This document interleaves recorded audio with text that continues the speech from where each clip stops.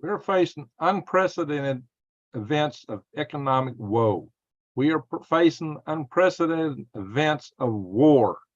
We are all over the place in these regards. We are living in very perilous times, my friends. So I'm going to go through some articles to share with you some of the stuff. So buckle up, guys. And here it comes. Sorry for being so late tonight, but it just took me a while to get everything strung together, and I've had a kind of a taxing day today. All righty, let's go to share screen, and we're going to cover some news, guys. And we're going to start with the economy.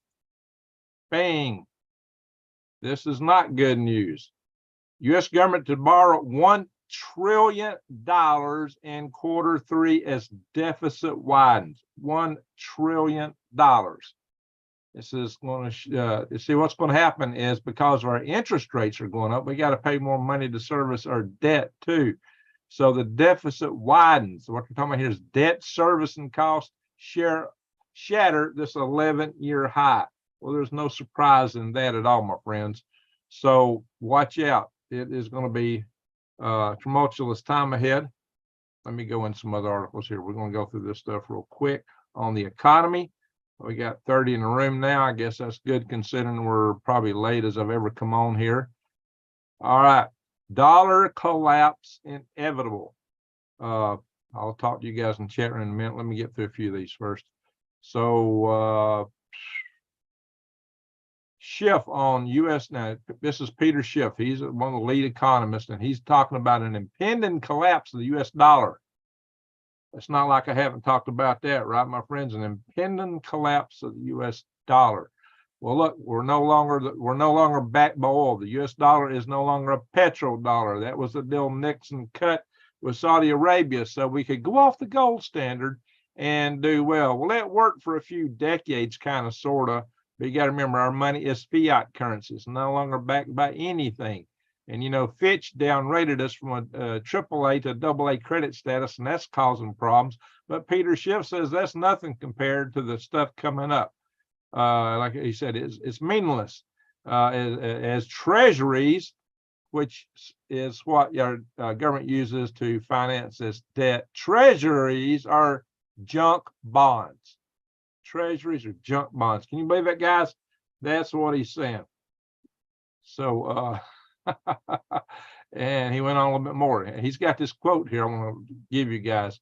Maybe I need to use this quote a little bit more in the future. When it comes to rating sovereign credit, the primary risk is currency depreciation. No default, given the trajectory of the U.S. government deficit spending, a dollar collapse is inevitable. He's got some other quote in here I was wanting to say. Yeah, here we are.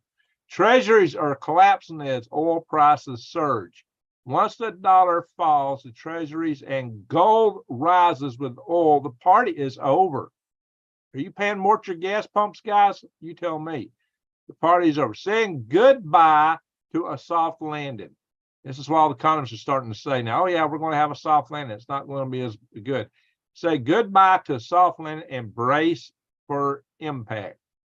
Recession plus high inflation equals crash. There you are, guys. This is from Peter Schiff. I need to figure out how to get this guy on my channel. If anybody knows how to contact him, let me know. Americans are battling banks after accounts are frozen. See, banks are having problems and are freezing some people's accounts. You know, anybody ever watch the channel Economic Ninja? You know, he's warned about this kind of stuff, and well, it's happening. All right, guys, this is our money supply, guys. This is what's happening. 9 reasons gold will replace treasuries as an ultimate store of value asset. 9 reasons in here. And I'm seeing if I can scroll down to the bottom. Can't exactly read the article because that would be a copyright big problem. Gold making savings great again. That's a good little title there. And he starts backwards here, counting down. Number 9, gold is the top store of value. Alternate to treasuries as demand for treasuries fall. Yeah. So in conclusion, y'all, I'll just go through his conclusions here. Observation 1, U.S. government can't repay its debt. Default is inevitable. Yeah, we're heading to $33 trillion. I just showed you the first article was And in the Q3 alone, Q3 alone, the United States is going to have to borrow $1 trillion. It will not be, yeah, so there's several reasons here. I'm not going to go through them all, but I think that number one is says it all. The U.S. government can't repay its debt. Default is inevitable. At some point, I've always said the wheels are going to come off the train, and it's maybe coming sooner rather than later. That's what's got me worried. So, yeah, guys, throw me some thumbs up. I'll chat with you in just a second. Let me go through some of the stuff here. Observation number 9, gold is the top store of value alternative to treasuries. As demand for treasuries fall, demand for gold will soar. Well, that's kind of understood, at least to some of us. That's one of the reasons. Now, the main reason I come up with and started promoting these gold backs, guys, was because I thought amongst ourselves, as things get bad and CBDCs come out, we need an alternate way to trade amongst ourselves. We need an alternate means. So check this out. Go. You can go here and use my link. Use my link that I'll put in my chat after the video. I would say check this out. It's Defy the Grid. Use discount code. You can get 10% off these gold backs if you use discount code GreenGregs10. That's a great deal. No, wait a minute. No, it's not 10%. It's just GreenGregs. Excuse me. That's on C60. Yeah, you get 1% off. Excuse me. I wish you get 10% off. That's more margin than Defy the Grid has and needs to start with. Sorry about that. I misspoke. It's 1% off. GreenGregs. Use GreenGregs as the discount code. GreenGregs. Sometimes it gets mixed up between this and C60. The codes are almost the same. GreenGregs. Just use GreenGregs. Use my link below. It's got, well, it'll be below after I post this. It'll be on the last few videos I posted. You'll see it. If it's got a 15 in it, that's the right one. The one with 30 is not right. But anyway, you can get these gold backs. They're small. They're the number one note, like I got here, is 1/1000th of a troy ounce of gold. This is something you can buy a loaf of bread with, and these are trading for about $4. You can buy it for $3 and some change for one of those. They got various denominations all the way up to a 50 note, and you can get them from different states. But these are something you ought to be able to trade. Utah, various ones in here.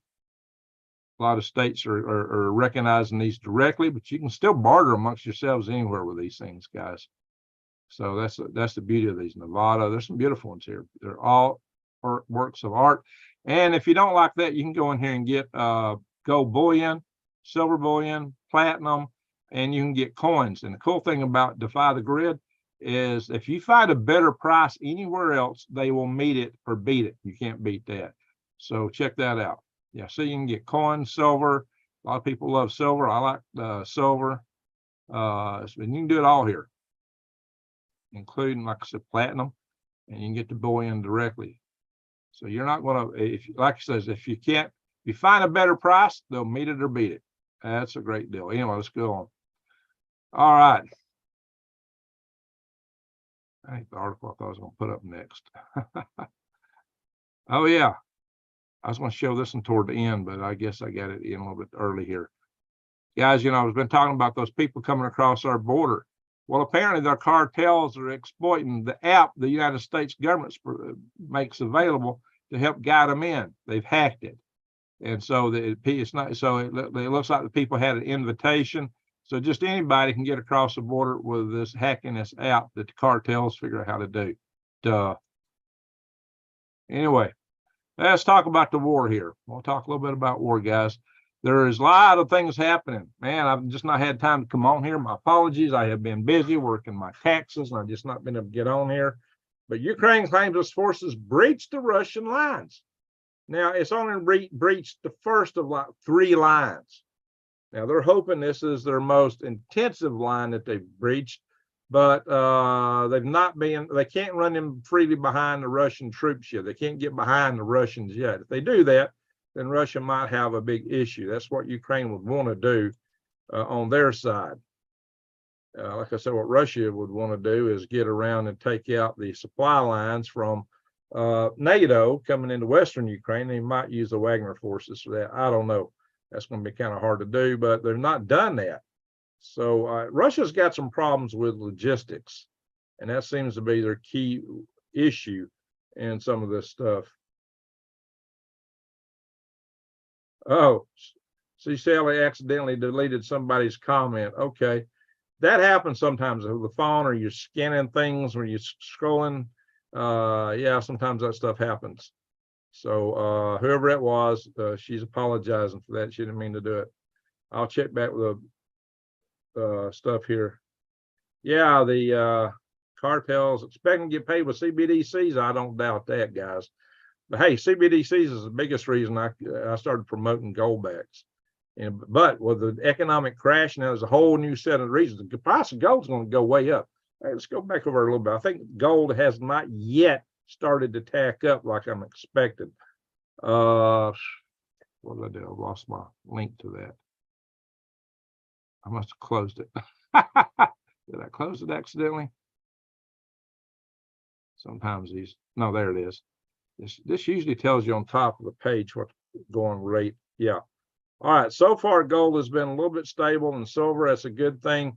But as this BRICS currency comes online, I'm expecting that to go up a lot real fast. That's my expectation. Now, I'm not an investment advisor.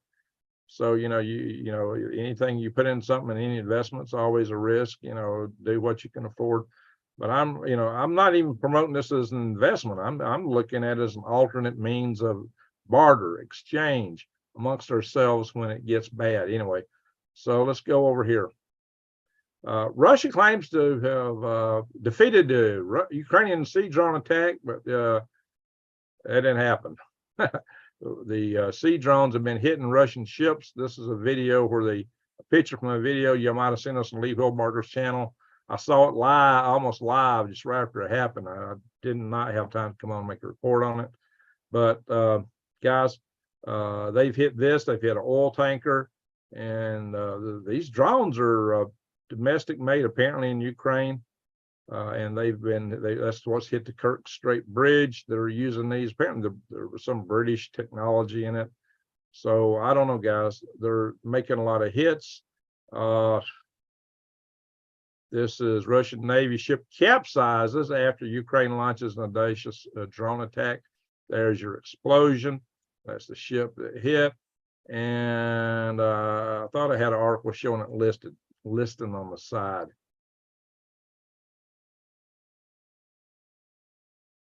Yeah, I guess I closed that article accidentally. I'm putting stringing all these together. Sometimes I close articles I mean to show you guys. But in any event, it's just easy with these tabs are so small that you want to move it, you accidentally close them sometimes. But that ship was listed, it was drawn in closer to port before it totally sank. But they also hit an oil tanker. Russia's got these landmines, and they say that the formal mines are insane to navigate as many as 5 mines per square meter. That's why they can't get the tanks through. The area is heavily mined. I mentioned several times the heavy fortifications Russia put up. And so, Ukraine hasn't taken anything but a few square kilometers after 2 months of counteroffensive. So all they've taken so far. But Russia's also, Ukraine's claimed to have taken a couple small towns, but so is Russia. Russia's got a couple small towns too. But here's what surprised me. I heard about all this extensive jamming equipment Russia had, how they could shut down all our weapons by jamming the GPS and different things like that. And I've seen this a few years ago, this extensive array of jamming equipment Russia had. So when the war started, I was like surprised. Where's all this jamming equipment? How come they're not using this? Well, apparently it's their logistics. They just couldn't get it in place in time. It took them forever to put this stuff in place. But now they are rendering a lot of U.S. weapons ineffective. I've always thought that being totally reliant on GPS is a mistake in our weapon systems. We've got to have other more traditional means of guidance, navigation, and control for our weapon systems than just GPS. But it took Russia a while to mount their jamming capabilities. Now they're apparently doing it now, but it's taken them over a year. Yeah, it was a big explosion, Dr. Jekyll. So 102 yesterday. Where was that at, David? So Norton's popping up a stupid ad on me. Norton's the worst virus I've ever had on my computer. Joe, Greg, your great videos, real life comes first. We got, yeah. Sorry, guys. So sorry that I've been late on here, but I'm 3 years behind in taxes. I'd hired some people to try to at least get my receipts worked up, and they botched it terribly. It took me 2 weeks just to straighten out the work I paid them to do. I could have done it faster if I hadn't paid them and just done it myself. Holy smoke, guys. Anyway, Ukrainian drone carrying 450 tons of TNT. Okay, this one's where it got the tanker. I just got these articles not in good order. This is one of the oil tankers that took. Now, this whole thing of taking out a tanker is environmentally risky in the Black Sea. So we can tell I bought from True Leaf. Look here. That's some of the mat I bought to grow my microgreens on. Yeah, guys. So that's what they hit. That's proposed, and I'm not hearing anybody talking about the environmental problems with that. Hey, Wise Al, how you doing? Hey, Island Girl, how you doing? So I'll come back here in the chat room in just a moment.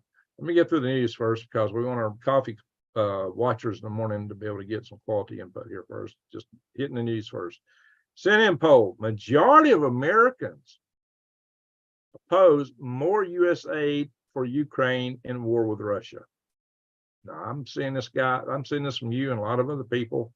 There's a lot of people are just thinking, man, we're just putting so much stuff over there. But I think what really troubles a lot of people is just that how we have depleted our ammunition while we're facing other potential enemies. What I don't have strung up here, and I should have, is the fact that we're putting Marines on civilian boats in the Strait of Hormuz and the Persian, Sea, all those areas down there, facing off against Iran. We got two main ships in there, and a bunch of other stuff to support trying to stop the Iranians from seizing oil tankers. Guys, we could get into it with Iran real fast, and Iran is not trivial. I'm going to talk about that in general once we get through all these articles. I'll just do some open-end talking about the fact that we are facing war with Iran. We're facing, Africa's flaming up. We've got, this war is spreading, and it's all probably going to be it'll be viewed all as one war in the end. China, Iran, Russia, Niger and Africa. Guys, this stuff is spreading all over the place. We're in testy times. And really and truly, we shouldn't ought to be in Africa, but that's a whole nother story. It's uranium, and it's France, and I don't know. Why are we risking ourselves for France when they've not supported us too well? Just started to rain here. Hey, David, yeah, we've had rain here too. We got some more coming in. Get this, guys. China has hacked our civilian critical infrastructure software all across the country. We now find they have hacked all our Defense Department software. Everything is hacked. It's all hacked. How can we fight a war when they can just shut everything off? How can we expect to engage in a war with China when they can just start flipping switches and shut everything off? Not only that, they've got their spy station in Cuba, which apparently is taking troops. They've got people inside the military. Look here, we had 2 U.S. sailors who were, guys, they passed a lot of critical information, including designs of the ships, operations and training exercise, major training exercise. They took photos, videos. They passed so much data to China, it's not funny. If you've got an exercise going on, so-called training exercise, which could actually be the disguise for initiation of a war, and you got somebody telling the other side everything on a blow basis, you're wide open to total defeat, even without them switching everything off. Guys, this is a major breach, but it's not surprising. One thing I don't think I shared in here in one of these articles is a major donor to the Democratic Party is actually funding a lot of Chinese propaganda efforts here in the United States. I had an article on that too. I don't think I've opened that up, but there's just so much stuff going on right now that there's the suggestion that we're about to tangle with China is huge right now. I'm going to do a special video on that because I think I need to treat it as a special topic. Expect to see it tomorrow, probably. I had hoped to do that today. I actually had planned to do that today, but I was wiped out after some of the other things I've done today. So I just couldn't pull it off today. So I will do a special topic video on that. All right, environmental news. You know, we got a lot of people that favor China here in the United States. So it's no surprise that they would not have a hard time recruiting people to supply them information. So we have allowed China to infiltrate our school systems and put forth propaganda how that America's terrible, the worst nation that ever existed. You know, it's true, we got blemishes. Nobody's perfect. We've had some real problems, but the idea that we're the worst nation that ever existed. Look at what China's doing. A lot of that China sweeping under the rug, and people just think socialism and communism. Everybody that don't live under socialism and communism thinks it's great and wonderful, but the people that are all there are trying to get out. Wonder why that is. I need to do some special topic videos on that too. But we need to wake our children up and show them the truth in this stuff, where they're putting themselves at risk. 2 windstorms blew a big tree in their property. Yeah, we're going to look at the weather here in a little bit. Did the heat wave stop in Arizona yet? It's not as bad as it was, apparently. Okay, guys. Oh, yeah, the ads are popping up for C60. I may have to eat a gummy for y'all in a little bit. Let's see here. These foods will be in short supply in 2023, so stock up now or find alternatives. And they're talking about wheat flour, wheat. You know, guys, you know, it's corn, bread, vegetable, baby formula, which was also short lasting, champagne. Well, guys, I don't know, guys. There's a lot of stuff we're going to be seeing some shortages of. Yeah, sure, we in the United States produce enough to export, but China has just had a huge, very big flood in eastern China around Beijing, and that's one of the chief agricultural areas. And a lot of crops have been directly destroyed just by too much water, and a lot of them are just being destroyed because they're getting so wet that the kernels are trying to sprout while they're still on the stalks before they can harvest them, and it's really messing up the Chinese harvest. China also is going to find problems. See, a lot of that first grain shipment that got destroyed in those silos, actually the first silos that got bombarded by Russia in the Black Sea there in Mariupol, were actually that stuff was intended to go to China. At first 60,000 tons that they burned up. So China's got suddenly less grain available from over there.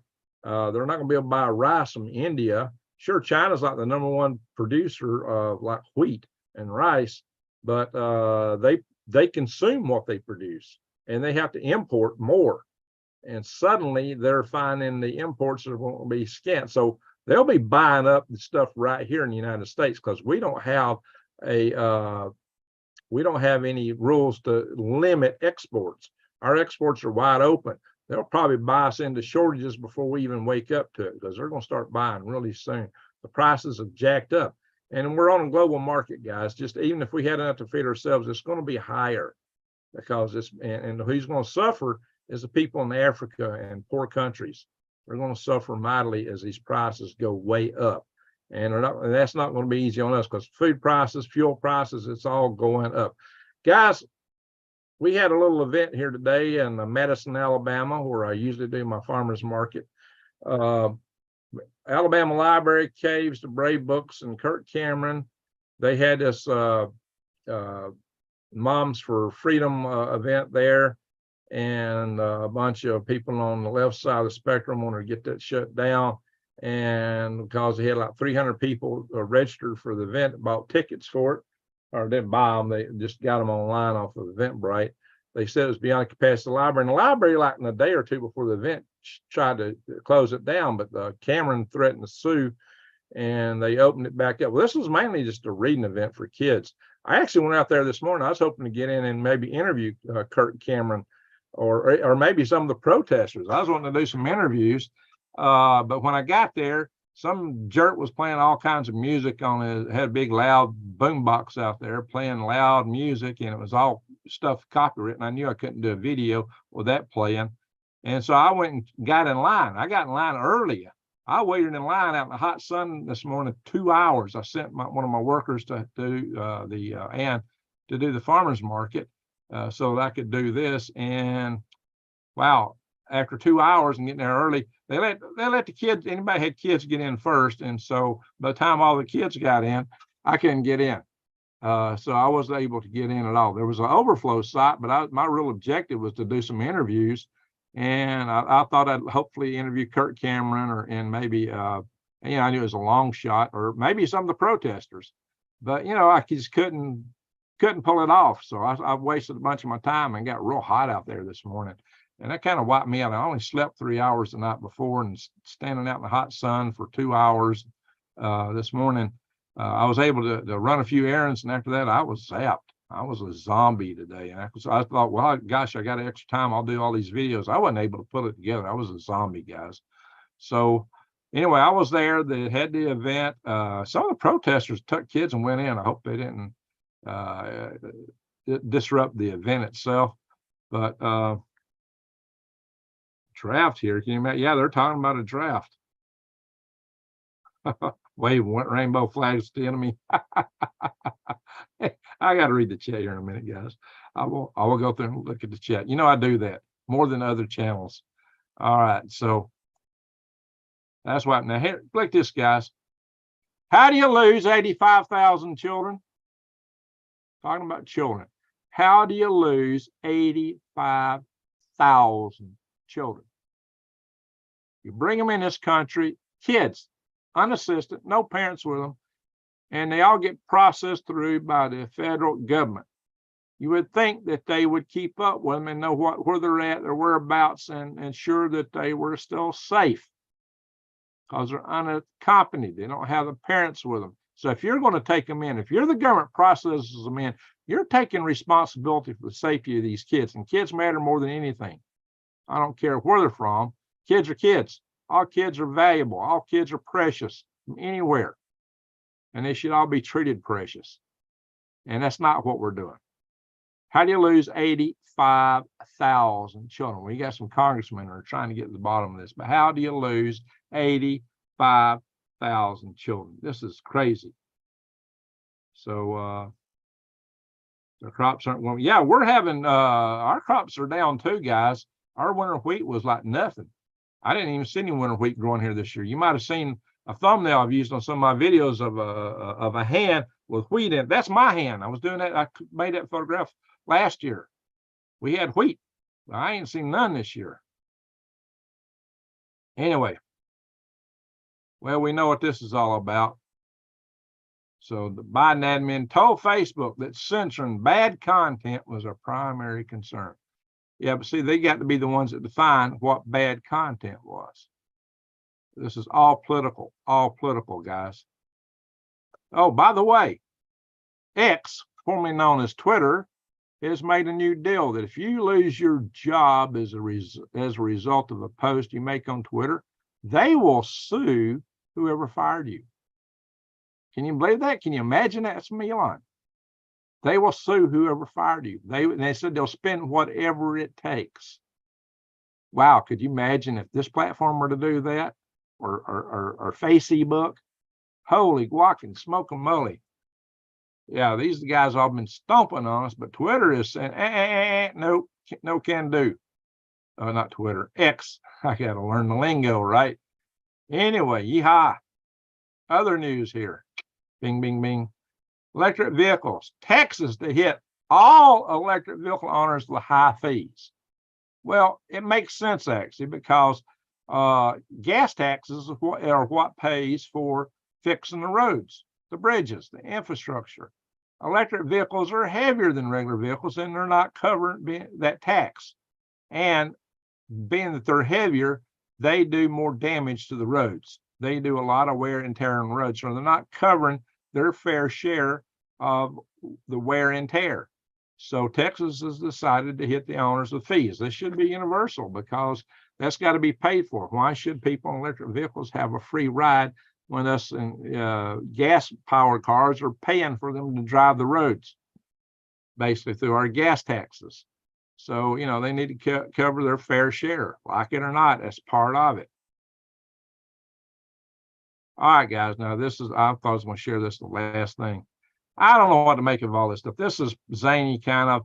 This guy who's an ex-CIA agent, he claims internal knowledge that there's going to be an invasion in 2027.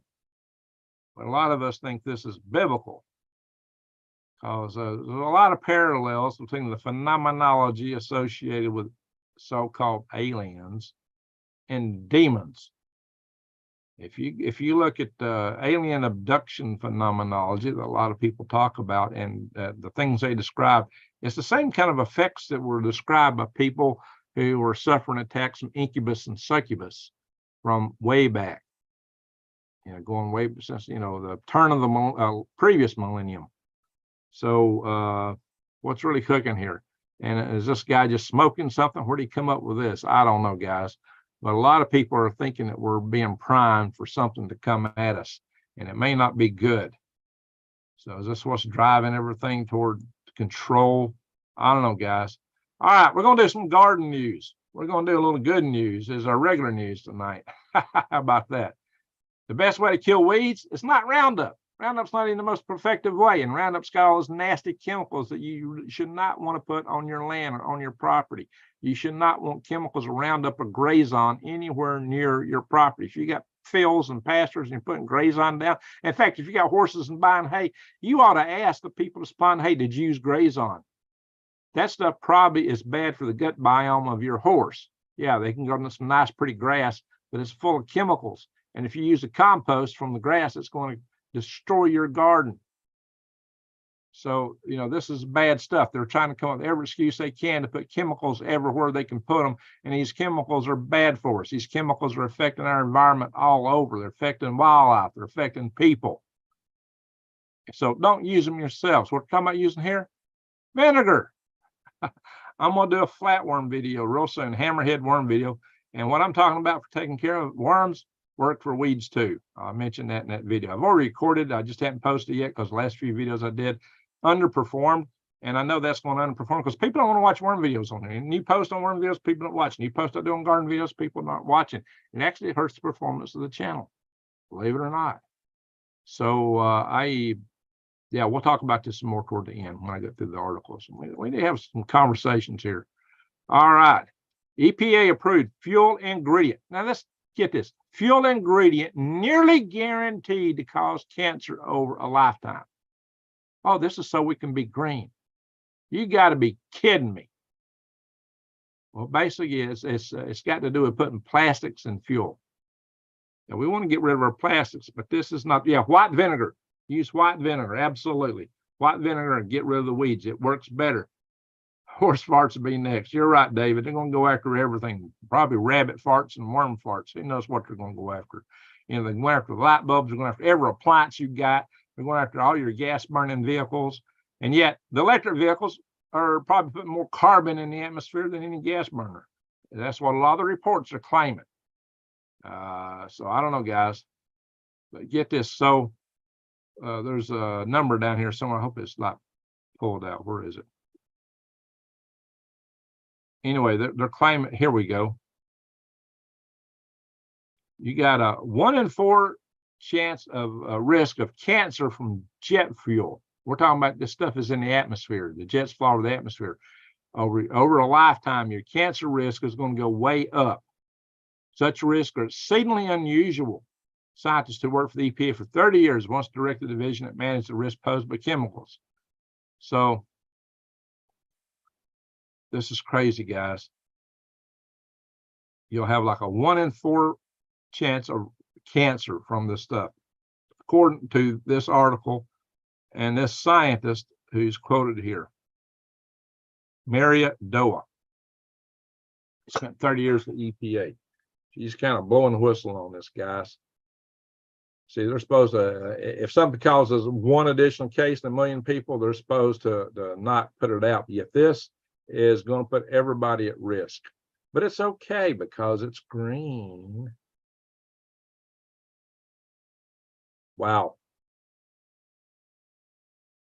I don't know what to think about that, guys.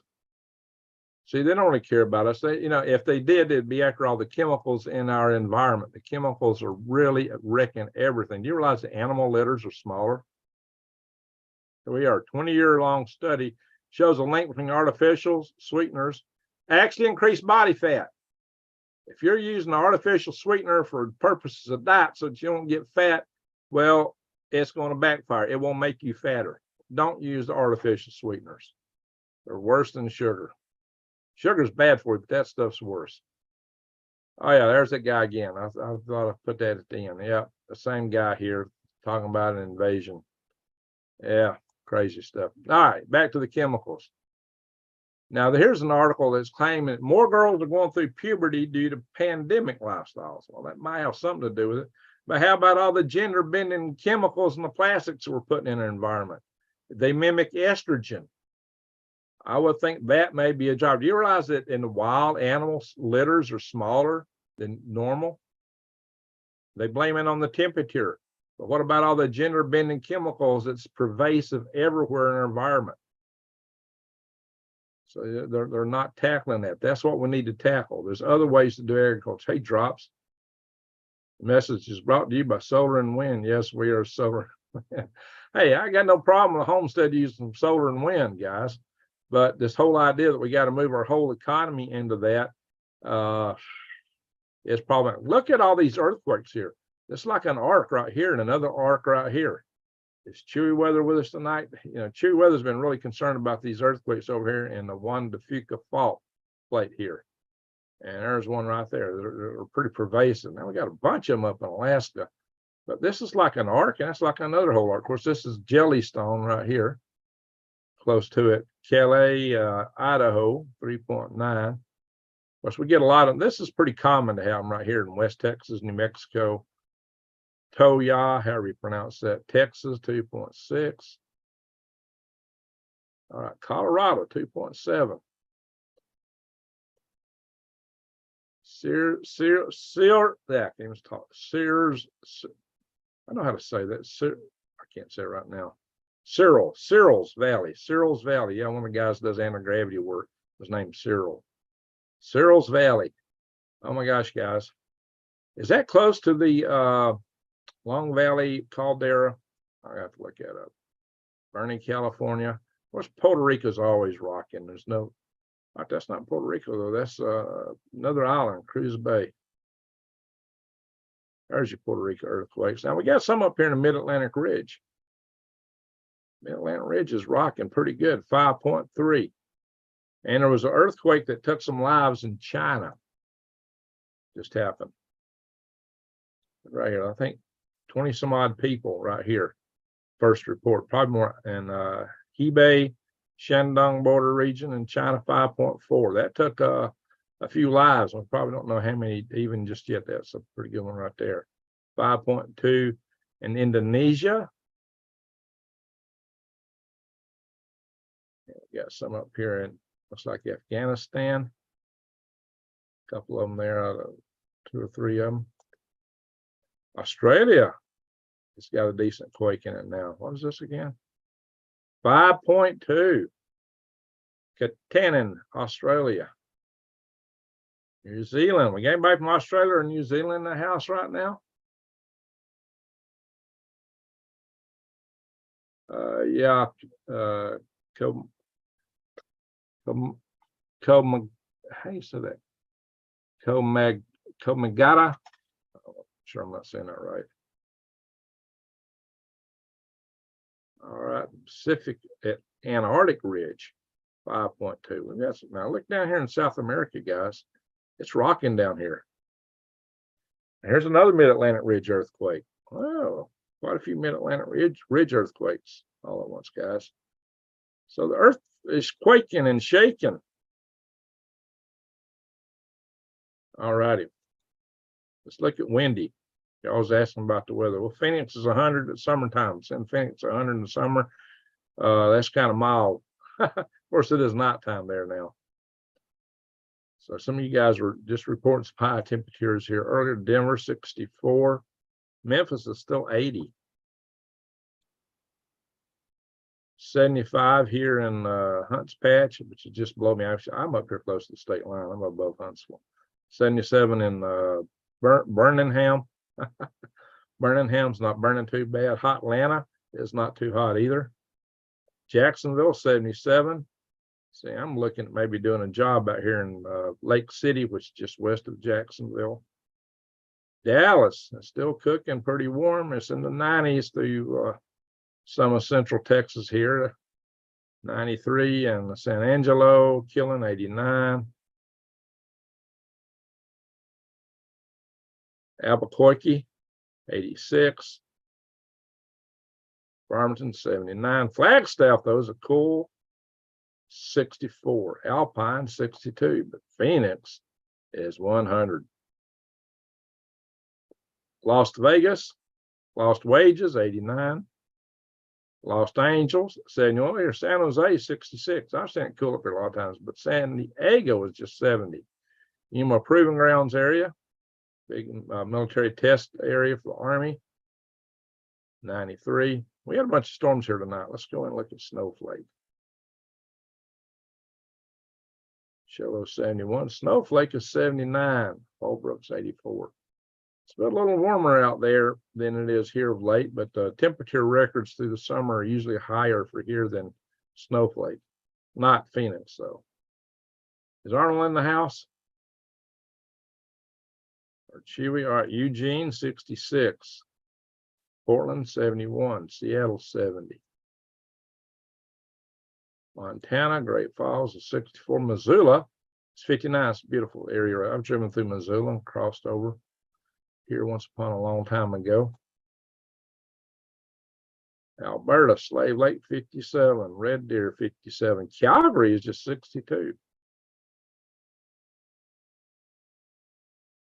And Vancouver is 68. Temperature you can appreciate. Fort Leard, I thought it said Lizard there for a minute, 64. Whitehorse, 61. All right, this is Yukon Territory. Dawson City, 68. Delta Junction, 71. Kind of warm up there. Fairbanks, 73. Nome is 67. I'm sure we got somebody from Alaska in the house. Mag Rising. Hey, I know you're from Alaska. Alaska Soul. There we go. We got two Alaska guys in here. Lee Seward is 55. Anchorage is 62. Valdez is 59. Not bad. Homer is 57. Let's zoom in this area because I know this is where most of you Alaskans. Wasilla. One of you told me you're from close to Wasilla, I think, once upon a time. 64 in Wasilla. I don't think New Days is in the house tonight. She's didn't respond to my last messages. We'll go down to Australia. And this typhoon is still just hanging out here, dumping rain. Look at all the guys, this area is flooded and they're still getting rain. Beijing got flooded real bad. Look at all the rain here in the central. Now they've had droughts up here, and they did have droughts down here too. Now these droughts apparently are breaking, but those crops have already decimated. It's raining down here too now. They needed that rain earlier. Still pretty dry up here. China's got some crop issues. 95 over here. Da Nang, Vietnam is 97. Philippines. I used to have some regular watchers from the Philippines. I hadn't seen them here in a long time. There was a crowd from the Philippines used to watch me back when I did more ag stuff. Perth is 68. Let's get pretty close to EPA. I don't know. Is there a thermometer stuck on 84 there? I think it's always says 84 every time I look. Melbourne is 53. Sydney 61. In the capital, Canberra is 57. Hobart, Tasmania is 53. Christchurch, New Zealand is 44. Dunedin is 48. Auckland 52.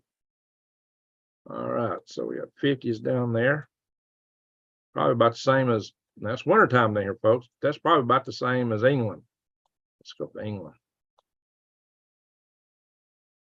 Well, I don't see the deadly hot temperatures that I heard was going to be in India. That looks pretty mild in India right now. Monsoon season, I guess. Ankara is 86. Capital of Turkey. D Ladybug, hi. Well, hello to you. We got 131 in here now. Yeah, I probably started this video too late. It probably won't do as well as I'd hoped overall. All right, Romania's got some big stormy areas. Poland's got some big stormy areas. Warsaw, 71. Kyiv is 79. Lukashenko is dealing with 75. About the same temperatures here. Moscow, 77. Moscow's pretty warm. That's not hot though. Well, we got 50s up in Norway. It's like everything I'm seeing in Norway is in the 50s. Got some 60s here in Finland, Sweden, Stockholm, 61. England, what I tell you, about the same temperatures as New Zealand. Glasgow's a little warmer, 61, but look here, we got 53 in Hull. London is 53. Dublin, Ireland is 50. Wow, that's colder than it's like wintertime up there. It's like wintertime. Holy guacamole, smoke-a-moly, guys. They're boiling.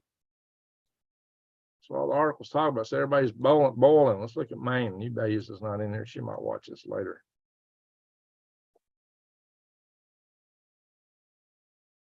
Bangor, 61. Houghton, 57. Yeah, New Days was telling me she was having to sleep under blankets, guys. Toronto, 64. Detroit, Rock City, 66. Chicken in the car won't go. Chicken fell out and broke his toe. That's how you spell it, Chicago, 70. Iowa, it's in the 70s. Minnesota, 70s. Wisconsin, yeah, we got 60s through most of it, low 70s. Green Bay is 66. Hayward, 66. Rhinelander, 62.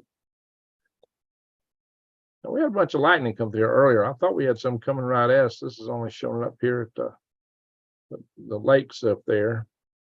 These lakes were really formed by the New Madrid earthquakes. Memphis is 80. Little Rock is 82. Here, 75. Here it's cooler here than Moscow right now. Moscow 77. Tupelo 77. Birmingham 77. Yadstown is 77. Montgomery is 80. That's the capital of Alabama. That's what we call Goat Hill. Macon Bacon is 79. Douglas, Georgia. Been there many times. 77. Valdosta 77. Gainesville 77. Is Notman's wife in the house? She's right in this area right here. 86 in Nolans. All right, guys. Let's see. Let's go down to South America real quick.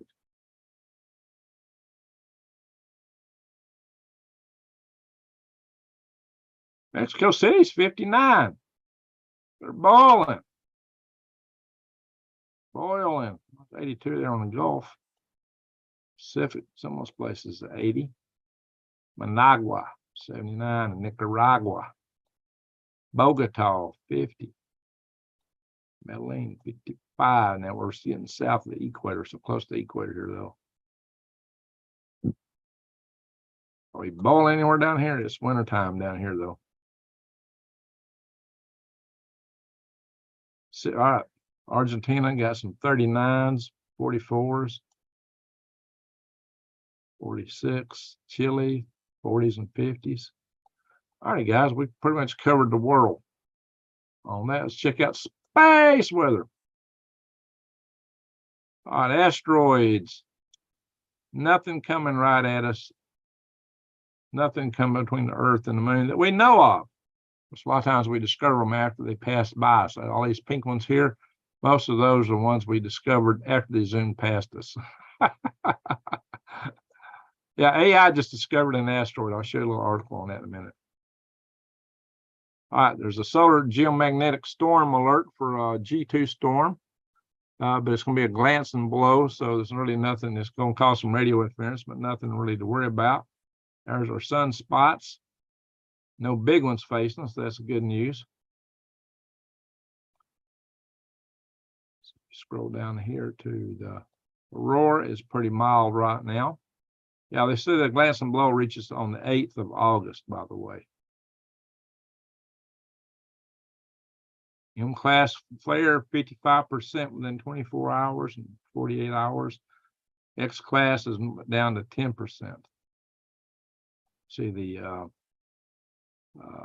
cosmic rays are way down because the sun is active right now. That's why we're approaching solar maximum.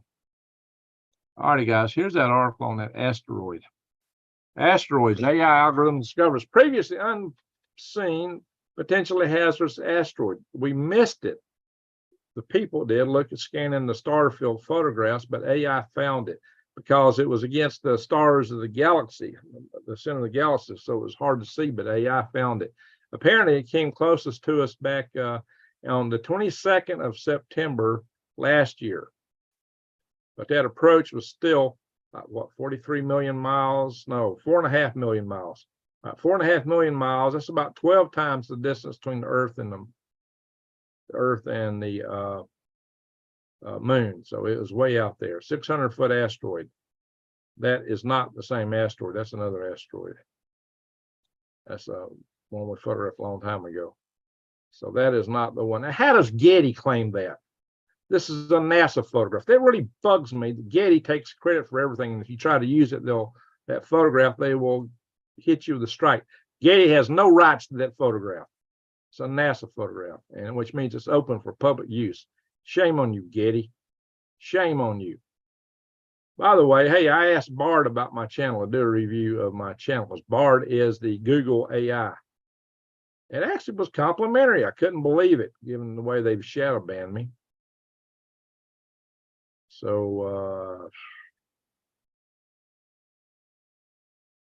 where was it?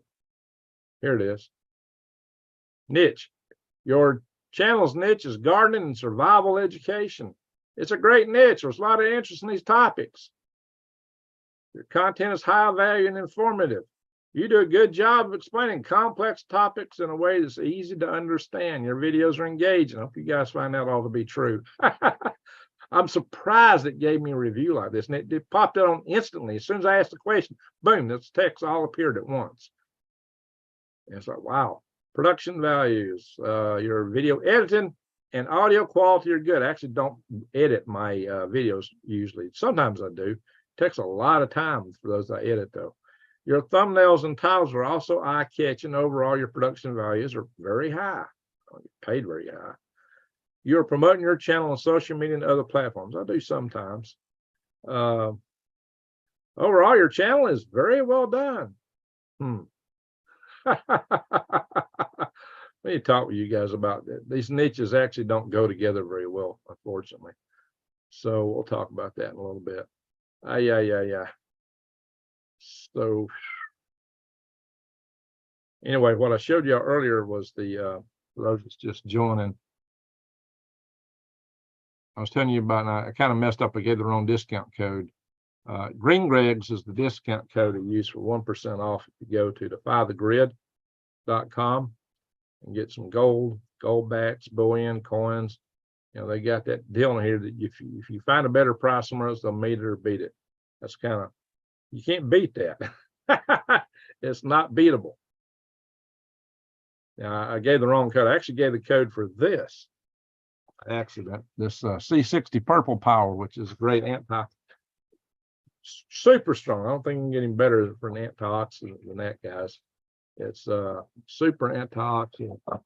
So it will get rid of the oxidative burden in your body. As that C60 molecule is extremely powerful. But I mentioned I gave them the code for this one by accident. But anyway, let's stop the share. We'll just talk. Halo. Speaking of which, Yeah, if you go to shopc60.com, the discount code is, that's where you get Green Greg's 10, you get 10% off there. But the margins for the gold are really tight. You know, when I was talking to Coda. So you get 1% off if you use the discount code with Defy the Grid of Green Greg's. Anyway, hey, so they made these gummies.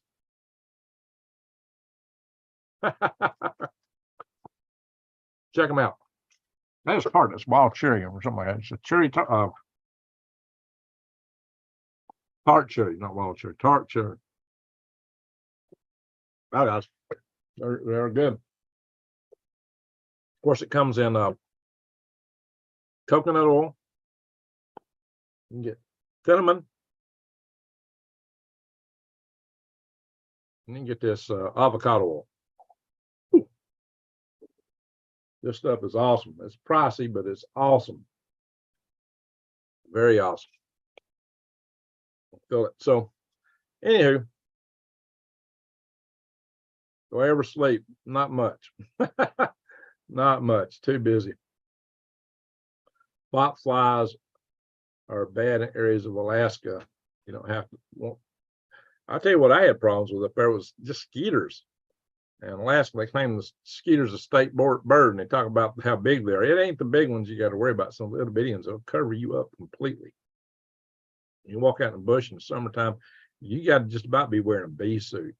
And all the mosquito repellents I tried up there, it seemed like it brought more. You know, oh, skeeter repellent, there's somebody over here, let's go get him. That stuff didn't do no good at all. Those things would, I mean, I would be wearing clothes and I look down, like I might be wearing green, like my old fatigues or something. But when I looked down, all I saw was black. I mean, it was a solid mat of mosquitoes. You cannot even see your clothes for the mosquitoes on you. And just thought they would completely cover you up. I'd knocked them off, went running, get away from them. I thought, man, I'm doing good. I'm running, I'm looking down, not seeing them. I stopped and I looked on my back and they're covering my back up. They come in and sing in behind me. Woo, the skeeters up there or something. I mean, you got to blouse your boots, pull down your shirts. I mean, the sleeves all the way down. You want to be wearing gloves. You tuck your collar up, you pull your hat down, and you need a veil. I mean, you need a bee suit up there sometimes. They can be terrible. Yeah, the state bird. Officially, the state bird's a ptarmigan, but everybody in Alaska says it's the mosquito. And I believe it. I didn't know anything about a botfly up there. All I saw was I had some mosquitoes. That's all I could think about. Man, I tell you what, we went on maneuvers, went up Donnelly's Dome, and I camped out on Donnelly's Dome in the snow. It was still snow up there. And I'd be darned, I heard a mosquito buzz in my ear. I go, what's the snow on the ground? Why am I hearing a skeeter? And the thing is, they got antifreeze in their blood. The melt had started. Yeah, we were in the melt, but there was still snow around in the hills. And Donnelly's Dome's only about 4,000 foot high. We think when you're up there in Alaska, you think this is a little hill, but it's like 4 times higher than some of these things we call mountains around here where I live. 2 to 4 times as high, so it's we just call it Donnelly's Dome. That sounds awful. We have skeeters. I can't read that because of the heart here. Zebra skeeters, is that what you're saying? Anyway. Oh, 0 mosquitoes. Oh, very good. No mosquitoes.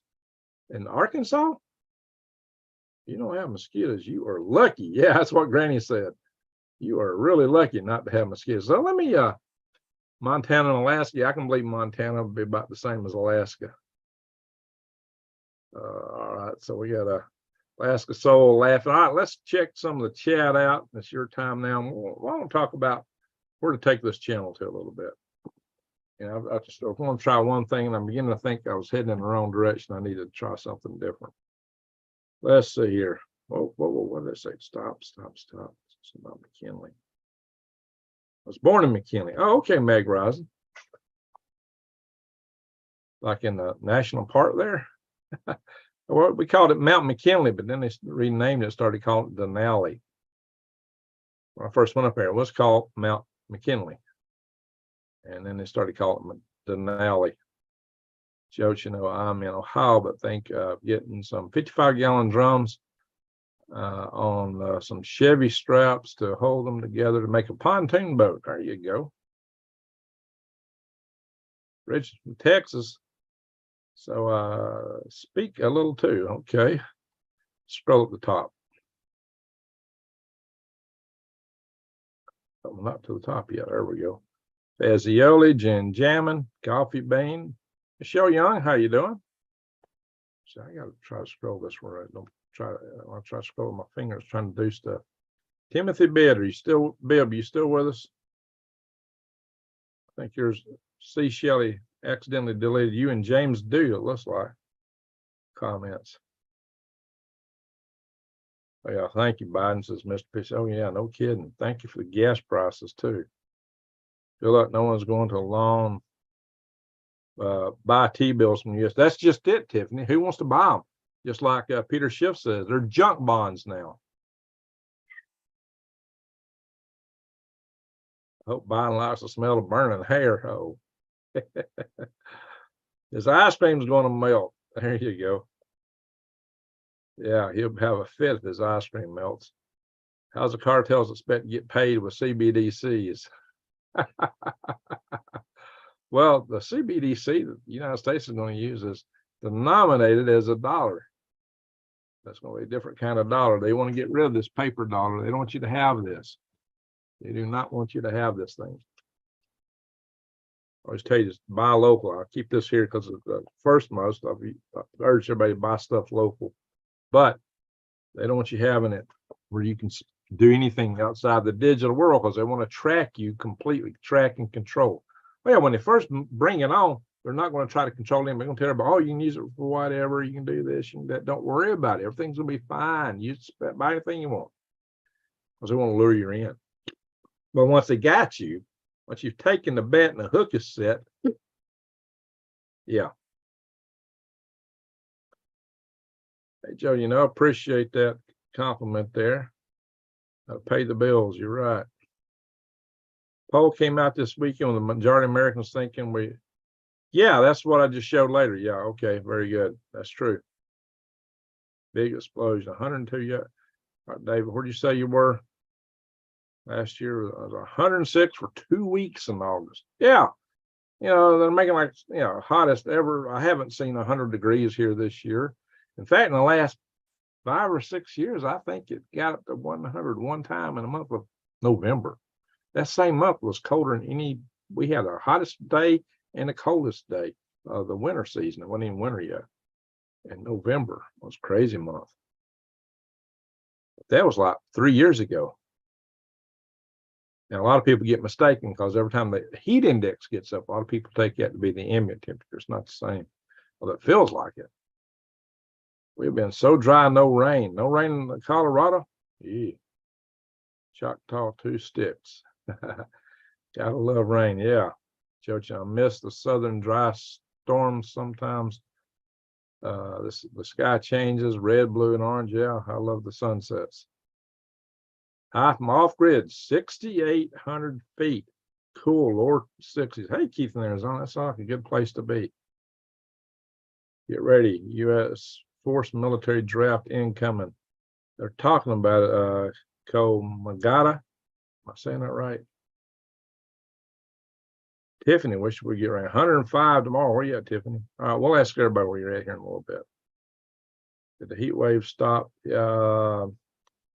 Yeah, I don't think it's the same as it was. First time I drove through Phoenix was when I was driving down from Alaska. I drove all the way down. I went down the West Coast. And then I got to Mojave Desert and I turned east. When I got to the Grand Canyon, basically, after I saw the Grand Canyon, I turned south. When I got to where the cactuses were doing this, I turned east again. But, that took me through Phoenix. And it was like it was over 100. I think it was 102, 104 in Phoenix then. And it was May of 1983. But it was a dry hot. That didn't affect me. When I got back to Alabama in the summer, we're driving through the town I was born in, I got heat exhaustion. Bad. And it wasn't as hot as what I saw in Alaska. Oh, I deleted something. I undo that. I'm scrolling here by my hands. No. All I got is go to channel, report, remove, put using time, unhide, no, unhide user. We don't hide him. The world. And when I scroll my fingers and hit these, it takes crazy actions. That's crazy. Sorry about that, Timothy Bibb. Yeah, I got a touch screen here. I'm just trying to scroll through them. Use my mouse pad. I hate these pads though. 762. Good morning to you, David Potter. I bet Oprah could lose them. Oh, the 85,000. Oh Lord, Choctaw Two Sticks. Yeah, they're already putting them short videos all over. Let's see, they're already putting them short videos up all over. Don't be this kind of soldier that posts video when you're on recon. Oh yeah. Don't take the kids to Disneyland. Yeah, Disneyland's a bad influence. Hexafuse. How do you allow 85,000 across the border? Wow, wow. Thank you for asking a really good question. Why do they allow 85,000 unaccompanied children across the border? Well, there's more than that. It's not 3 times that number. That's the ones they lost. And the article I said that was a third. Yeah, why are we allowing this to take place? Who is pushing all these kids here? It's the cartels. You know, it might not be all bad. Hey, pay MT, yeah. Joe, you know, that's great stuff for X, Twitter. Yeah. Wait, Tiffany says way more than 85,000 across. That's right. But they interviewed young men who, I don't even want to repeat that when I get in trouble. Hey, we got a $5 super chat. Hey, thank you very much. I appreciate that, Michelle Young. Thank you. Salute. Love you bunches. Love you too, Michelle Young. Appreciate that. Steve Irwin, no trees going across the planet. It's the money. Government for future voters. That's about it. 400,000. I don't know, Randy. These are crazy numbers. 85,000 is crazy. Just, guys, things are out of hand. Things are, you know, is it my imagination or are things out of hand? Gotta be careful what I say on this platform, guys. I know what I'm thinking. I'm sure you guys know what I'm thinking. Holy smoke, guys. Randy, good to see you in the chat. Oh, dang it.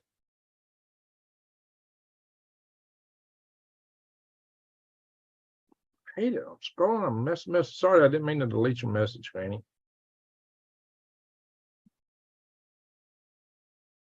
That's a problem I got too.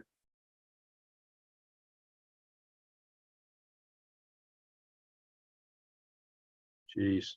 It don't give you a way to undelete messages. That's crazy. What's wrong with this? And then just do that when it did all of them. Why did it do that? I'm just scrolling, just ding, ding, ding, ding, ding. That's crazy. Seafood boil sounds awesome. Hey, payment. Sorry, Granny.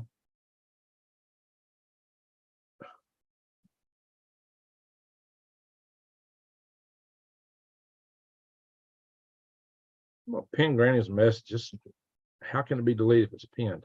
There we go. Pinned it. At least we undeleted one.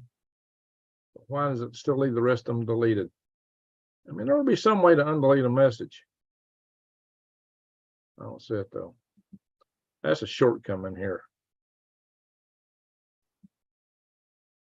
Wow, it took them all out. Sorry, Granny, that was not intended. Scroll down here. Oh, this summer, Alaska sold. What part of Alaska are you in? Hulda Fowler, I looked it up. They love type O blood. Oh, no wonder they love me. Ray's glass is empty. Sean, I have a refill this cup. Well, thank you. Actually, I got a big mug with tea over here. Oh, McKinley, Texas. Okay, I got you. Too dry. Skeeters. 309 says, Greengrass, what does the law say our money should be? It says Congress is supposed to make our money, not the Federal. Don't say anything about the Federal Reserve. Congress is supposed to do that.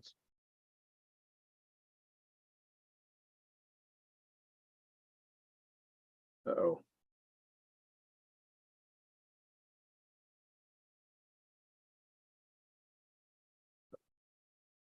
Yeah, Adam, I do believe there's other timelines. I've talked about that when I talk about the universe in a solo cup. Desert, oh, missed that. Desert heat may not have the same humidity, but lack of coverage is a key. Montana, nice summer, 20 below zero in winter. Oh yeah, you get some cool weathers up there. Granny, say something. Let's see if we, Nightman's wife, there you are. Gee, there is way too slow the chat down. Oh, there's a way to slow the chat down.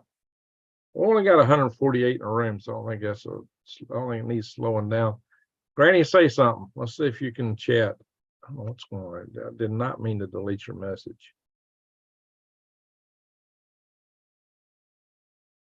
Hey, JoJo, up super early. No, I hadn't gone to bed yet.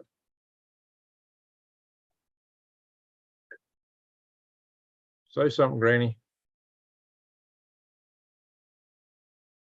Storms of night, STO. I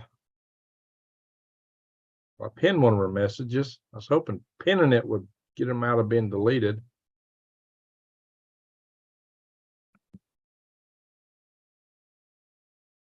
So she's still in here. Okay, Granny Atlanta's still here.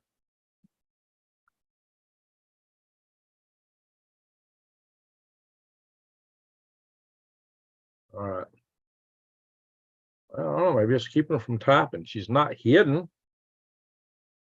I just pinned one of her messages. I don't know what's going on here. It's crazy.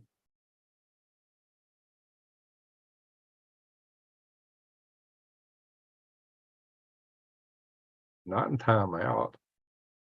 It's not hidden from the channel. I don't get this message control here. It's goofy. It's goofy. Sorry, guys. It's goofy. Yeah, there's some way to slow these things down, but I don't have that many people in the chat room. The world's weather's mixed up. Wasilla, okay. Wasilla. I showed Wasilla a little bit earlier when I went to the Wendy. Whoa, there you are. Okay, good. You can chat now. Good. Glad my screen is going crazy. Trying to pull it up and it's going down. Have a Starship question. We'll go ahead and ask it. It didn't say you was in timeout. Oh, I went. It said I could put you in timeout, but you were not listed as being in timeout. That's crazy. Oh, this is crazy. I was just scrolling. I wasn't trying to do anything. Yeah, Wise Al, I didn't mean to. That's what I'm saying. I even pinned her message to try to undo it because they don't give me an option to unhide a message.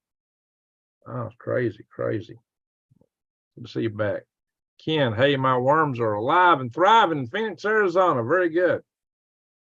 We get home chef meals delivered and we reuse the ice packs in the worm bin. There you go. Alrighty, that's great.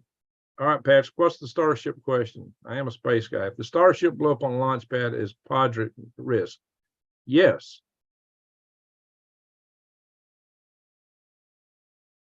Guys, the Russian N1 rocket flew up over the launch pad and flung considerable debris for 6 miles. Starship has twice as much fuel as the N1 or Saturn V. So, yeah, you're at risk.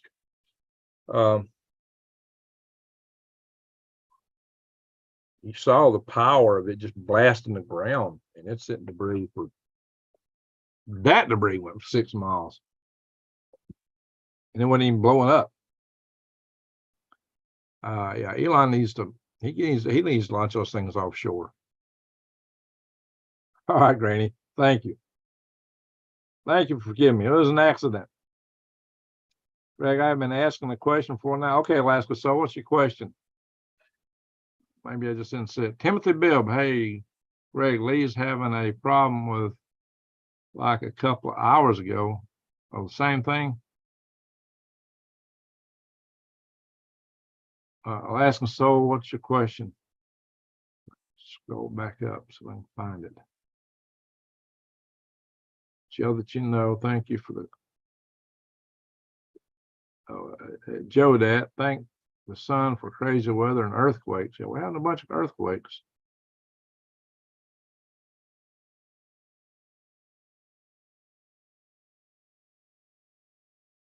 Joe, Joe, do you know, says in the pinned options, bring Greg's options. Well, I pinned her message. So the option I saw was to pin.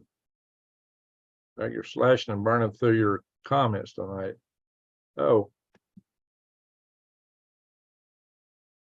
Base pin message report. I don't have many options here. There's only like that to do this. 1, 2, 3, 4, 5, 6. 1, 2, 3, 4, 5, 6, 7. I got 8 options there from that one.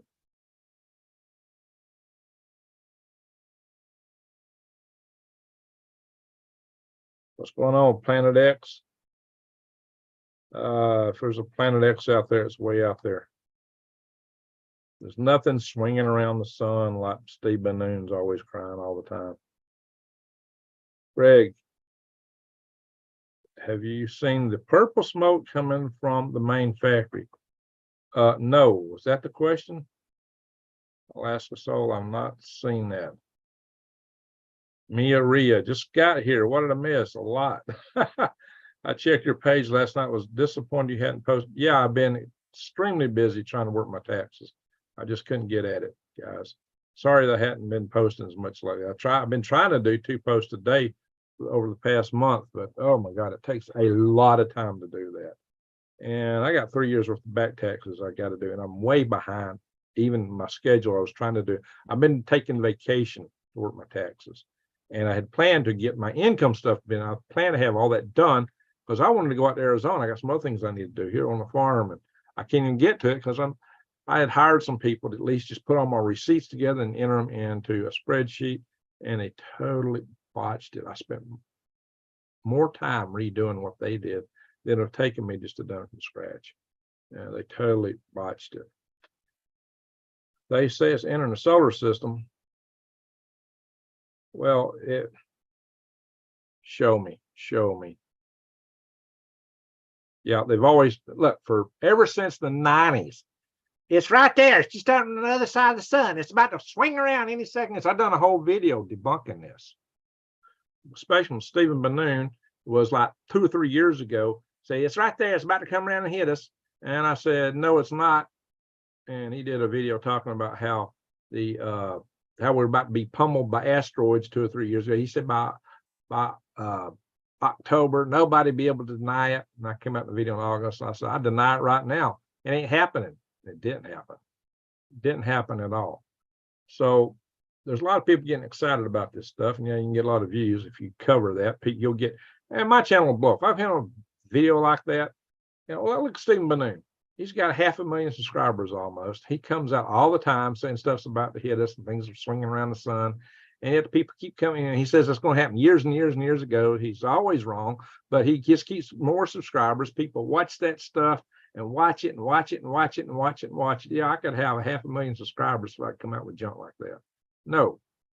If there's a planet X, there may be one, but it's out at least in the Kuiper Belt. It's way out there. Now, the Kuiper Belt and the Oort cloud are part of our solar system, okay? But not the inner solar system where the planets are. There's tons of amateur astronomers who could actually detect something that big coming in, and they would love to be able to claim discovery. So it ain't like NASA can control this. No. And there's many other nations involved, and some of them that just hate us. They would love to be the discoverers of this. I mean, it would be huge if you could discover something like that. They're trying to find. A lot of people are trying hard to find. Now, there's some. Yeah, I've seen some stuff. I haven't watched all Rex's latest videos on this. There may be something out there, but in terms of a definitive identification, it's not there. There may be, but if it is, it's way out there in the solar system. I mean, in the Kuiper Belt. It's not in the inner solar system. Hey, Rodney, how you doing? David Potter, how could they see that, but they couldn't see an asteroid? Asteroids are tiny. Asteroids are tiny by comparison. I'm talking about something as big as Neptune.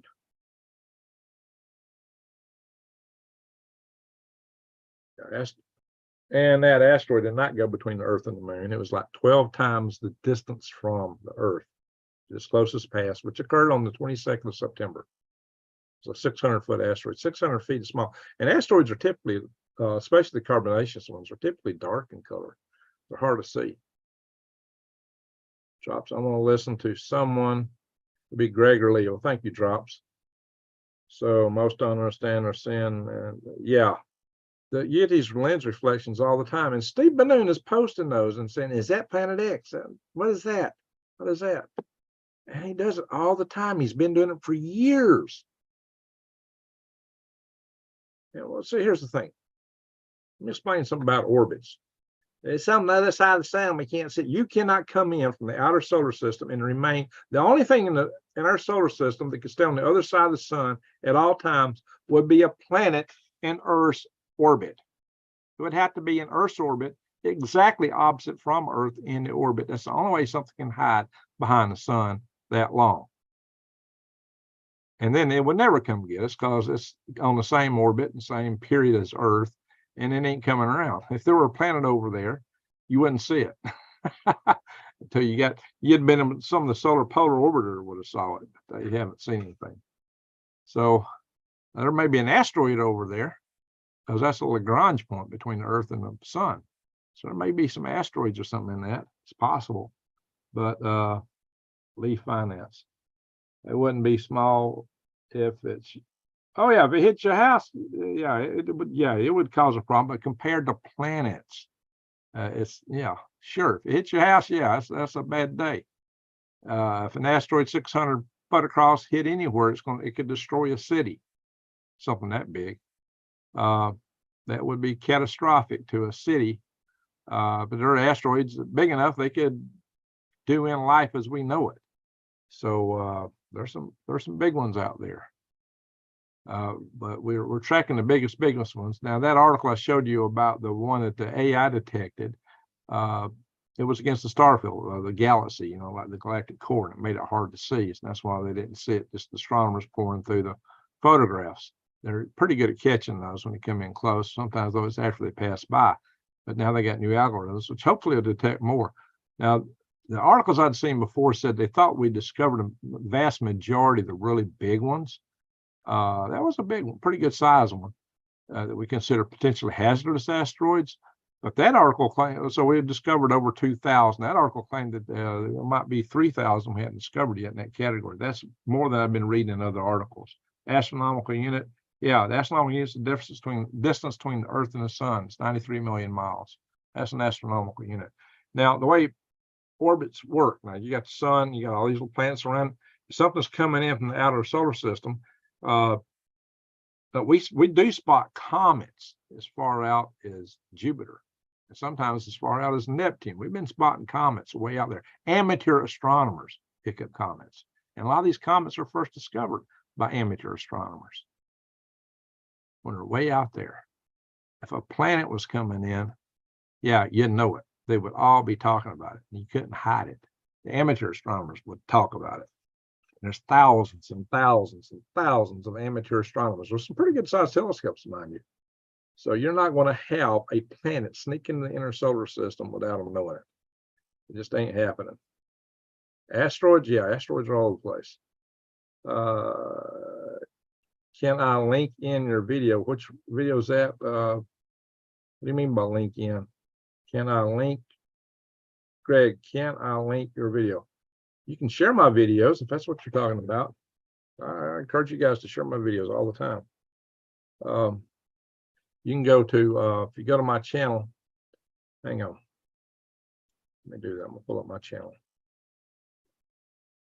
Ding, ding, ding, ding, ding. Give me a second. Pull it up. How long have we been going? We've been going for 85 minutes. Oh, yeah. 5G can't even go through a leaf. And only 5G can penetrate 1/64th of your inches in your skin. They can only go down 1/64th of an inch. It's not going to affect anything that's inside your body. I'm an electrical engineer. Now, I'll get back to that in a minute.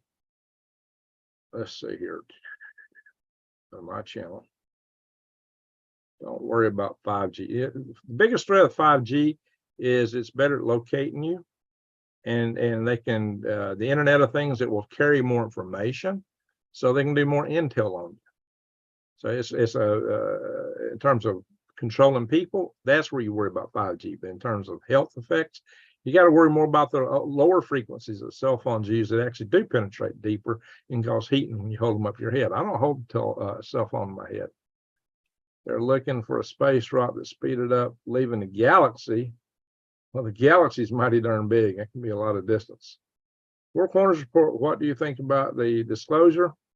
I will probably do a special thing on my Galactic Greg's channel. I've been planning to do a video on it. I just haven't had time. I need to. I'll talk about that in a minute. So let me pull up my channel. I'm still trying to get something here. Okay. Now I'm going to come back in and share this. If I find Zoom, they change the icon for Zoom on me. Do a share screen. Ding, ding, ding, ding, ding, ding, ding. Right here. Bing. All right, there's my channel. So when we come into my channel, if you get on a computer, if you come in here, you can sort by my live sessions, or you can sort by, if you go to home, you'll see the playlist, which I need to redo completely. These playlists are antiquated. I need to update them. But if you want to see like the nuclear survival videos, guys, only 4,000 people watch this. I got, you know, almost 60,000, 67,000 subscribers. That's a very important video. Y'all need to be watching that. And y'all need to be watching how to filter and sanitize water. If you not watch that video, you really need to see it. That is a very important video. Only 11,000 watched that. Wild edibles over here. Tell you how to eat free from the weeds and the trees. Bug out zone videos. EMP balloon attack. That's all original materials. I wrote the paper on it. All right. So, but if you come here to videos, this is the videos aren't live, no, not short. It's just the things I upload. And if you come in here and do about, you can actually search. Beirut. Oh, I mean, it's called Nibiru. I thought I did. Comes not this way. How about that? Ow. Not this. Ow. I can't type.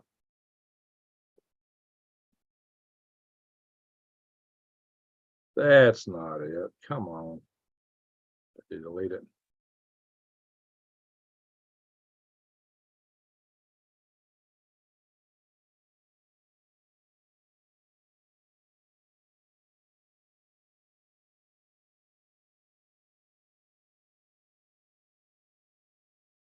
This is a video I made in response to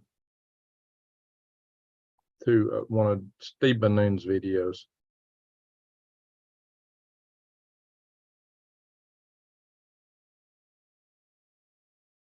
Another asteroid video.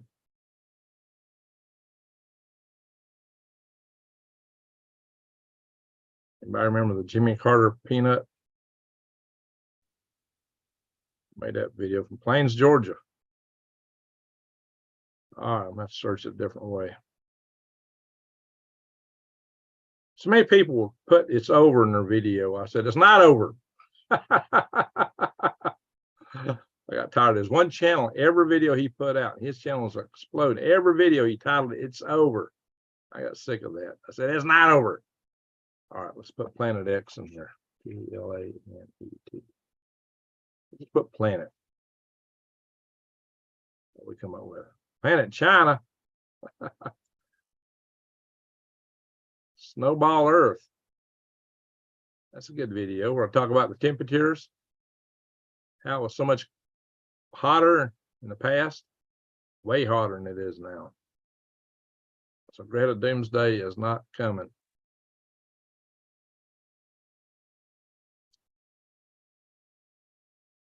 This video's not coming up. I'm gonna have to find some other way to find it. You just pull it up easy. Or if it got deleted.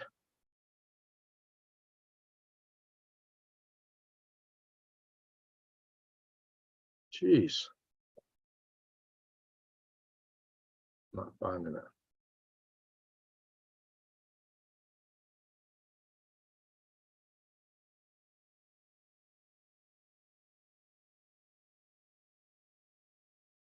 Guys, I got like 1,400 videos in here, so find stuff. That's why I use the search Planet X.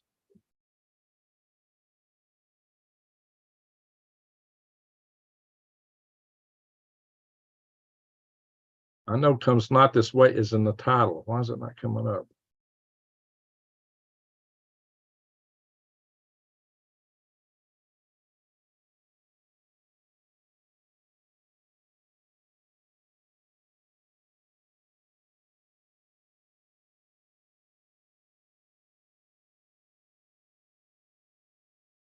Ah, I told you "comes not this way" is in the title. I searched on "comes not this way." I searched on Nibiru. It told me Nibiru. Okay, I spelled it a little different. It says Nibiru wasn't in the title. "Comes not this way." It couldn't find it. There it is. Nibiru "comes not this way." I posted this 2 years ago.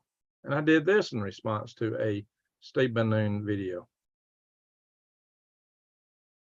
And everything I said in here is still true. Insurance. I'm going to take this link and post it in the chat room. Bam. Lottie-dottie. Dottie-lottie. Bing. There you go. That's in the chat room, guys. Solar still for water, that works. It's a way to purify your water. They don't get the forever chemicals out though, because they're also volatile, unfortunately.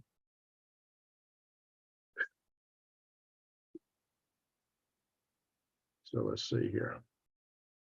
Nibiru "comes not this way" is the best kept secret in travel. If you're taking more than 2 trips in there we go. See how long was it? It's 28 minutes. Few weeks to show what's the. Oh Lord, I just went back and it's thrown me another ad. I just answered ads. I just closed the ad. You go to prepforgreg.com. Do the same thing. To help illustrate this point. I'm not saying that an asteroid couldn't hit Earth. There's always a possibility. You just say the probability of it happening tomorrow morning may not be astronomically high. Now, caveat: the Book of Revelations talks about certain things that. All right. Hold them back on the book. Anyway, there you go.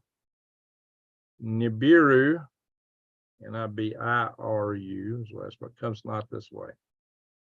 Anyway, oh, I didn't find it. But usually you can find videos on the channel by searching, by going to videos and hit an hourglass and typing in, and it'll usually pull them up, that and anything it thinks is similar. I don't know why it's so hard to find that, because actually type comes not this way, and it didn't find it. That's all. The search just ain't working.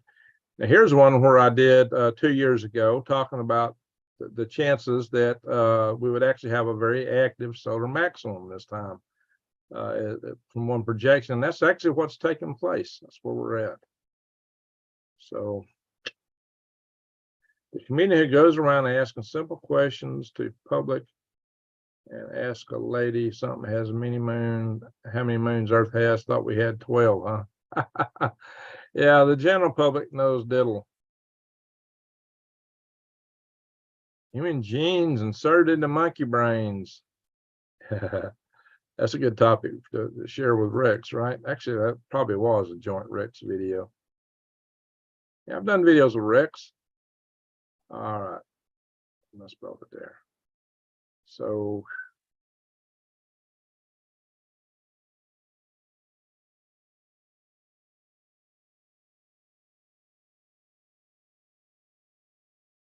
let's see here.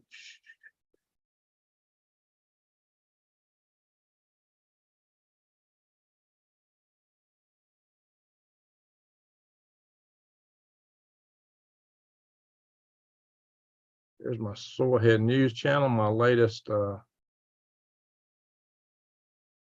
about to do another post on Soilhead News. I wrote something to put on here like 3 days ago. I just hadn't had a chance to do it. That was my last video on there. Propane. Congress critter named AOC. Yeah, these shorts are kind of funny. Check them out. Sniffy Joe. That's the first short. I think it's the first post I put on this channel, Sniffy Joe. Sniffy Joe's ice cream economy. No one trusts me, the great Sybil cried. Anyway, so I do cover some stuff I wouldn't put on this channel. So I'm using this channel for a little testier topics, and I'll put on Green Greg's. So let's have a little conversation. Let's stop the share.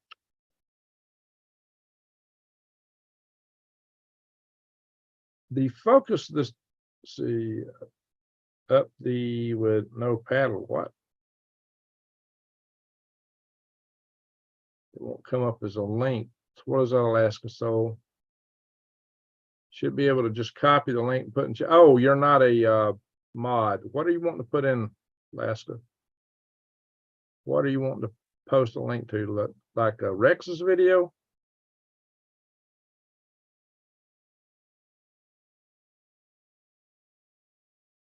It's so funny. Eep says, yeah, what's Eep? Gigi. Look at Granny. What did Granny post? Granny post what you're trying to post? Last I don't know way to do that. I still have you online. What's up in the Bureau? Well, their oxygen has alter. Like a looking moon, could be Earth too.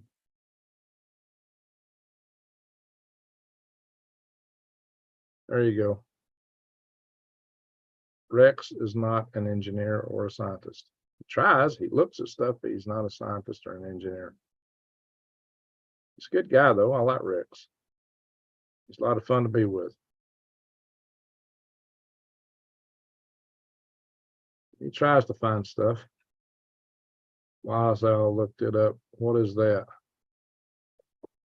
Bidomez. What is that? Bidomez.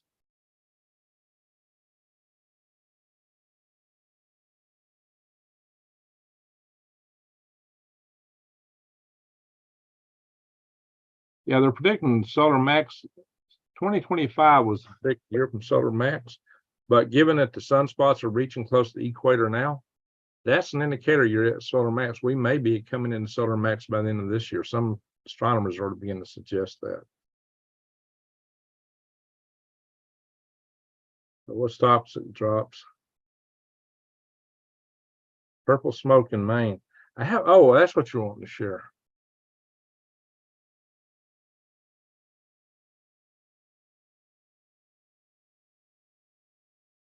Purple smoke.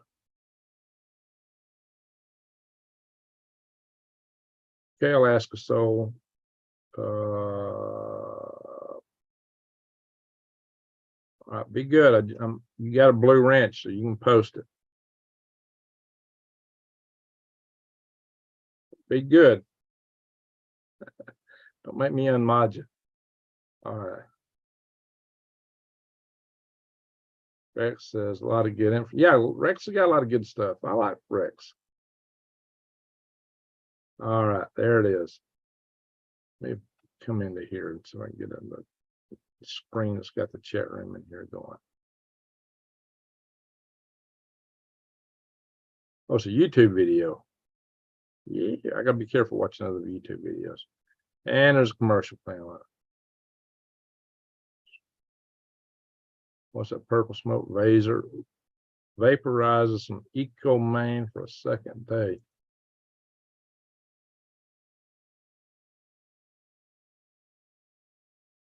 I'll have New Days look into it. She lives up in Maine.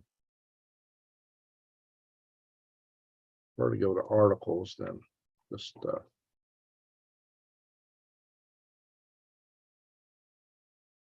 And I also prefer not to comment too much on stuff that reporters write sometimes, unless I check it out and it cross references.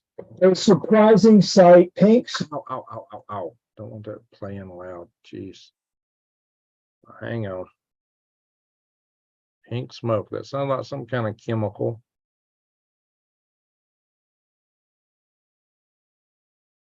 Hang on. Let me come back to where I can share. I got to jump between so many different screens to do all this. All right. I need multiple computer screens to manage all this stuff.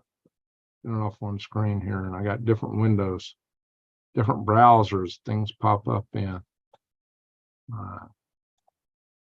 That's the article he's talking about. Maine CDC to assess the health risk. Well, you got to identify what it is to assess the risk. Just if they put anything in the description here. This is a local news channel. Well, they don't describe what it is in here. Let's see. Not a publicity stunt. Near border of Westbrook and Portland. It's close to Portland. Okay, let's see. It's a light pink. Yeah, it shouldn't be pink. Who knows what that is? I don't know. Stop the share. It's not some kind of chemical. It's been hitting a lot of channels lately, I guess so. Guys, I have not been as deep into the, hey, C. Shelley, salute, thank you. Guys, I've been spending almost all my time on taxes and other stuff. I have not been monitoring the news as tight as I usually do. But I actually I go through several hundred articles a day. And I usually, every day in preparation for doing one of these kind of sessions. A lot of days I just don't do one of these sessions. But I literally scan hundreds of articles, but there's still always like 20 other things coming up you don't get. I've not been watching other YouTube channels too much lately. I've just been too busy, and it just takes, I spend several hours scanning news just to come on here and like spend an hour with you. And it takes an hour just to bring them all up and try to sort them out where I can go through them in some logical manner and present them to y'all. And I usually will try to find 2 or 3 articles that reinforce something to reinforce what I'm bringing up.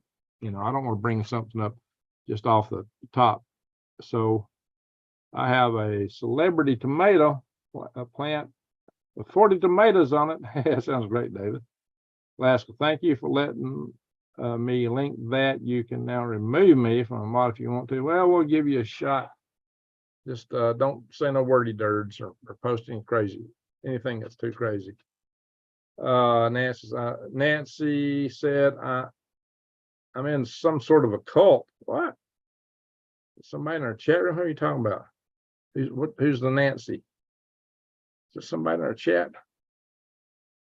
Y'all think being in here is a cult? I hope not. Stoic, I love this team. There you go.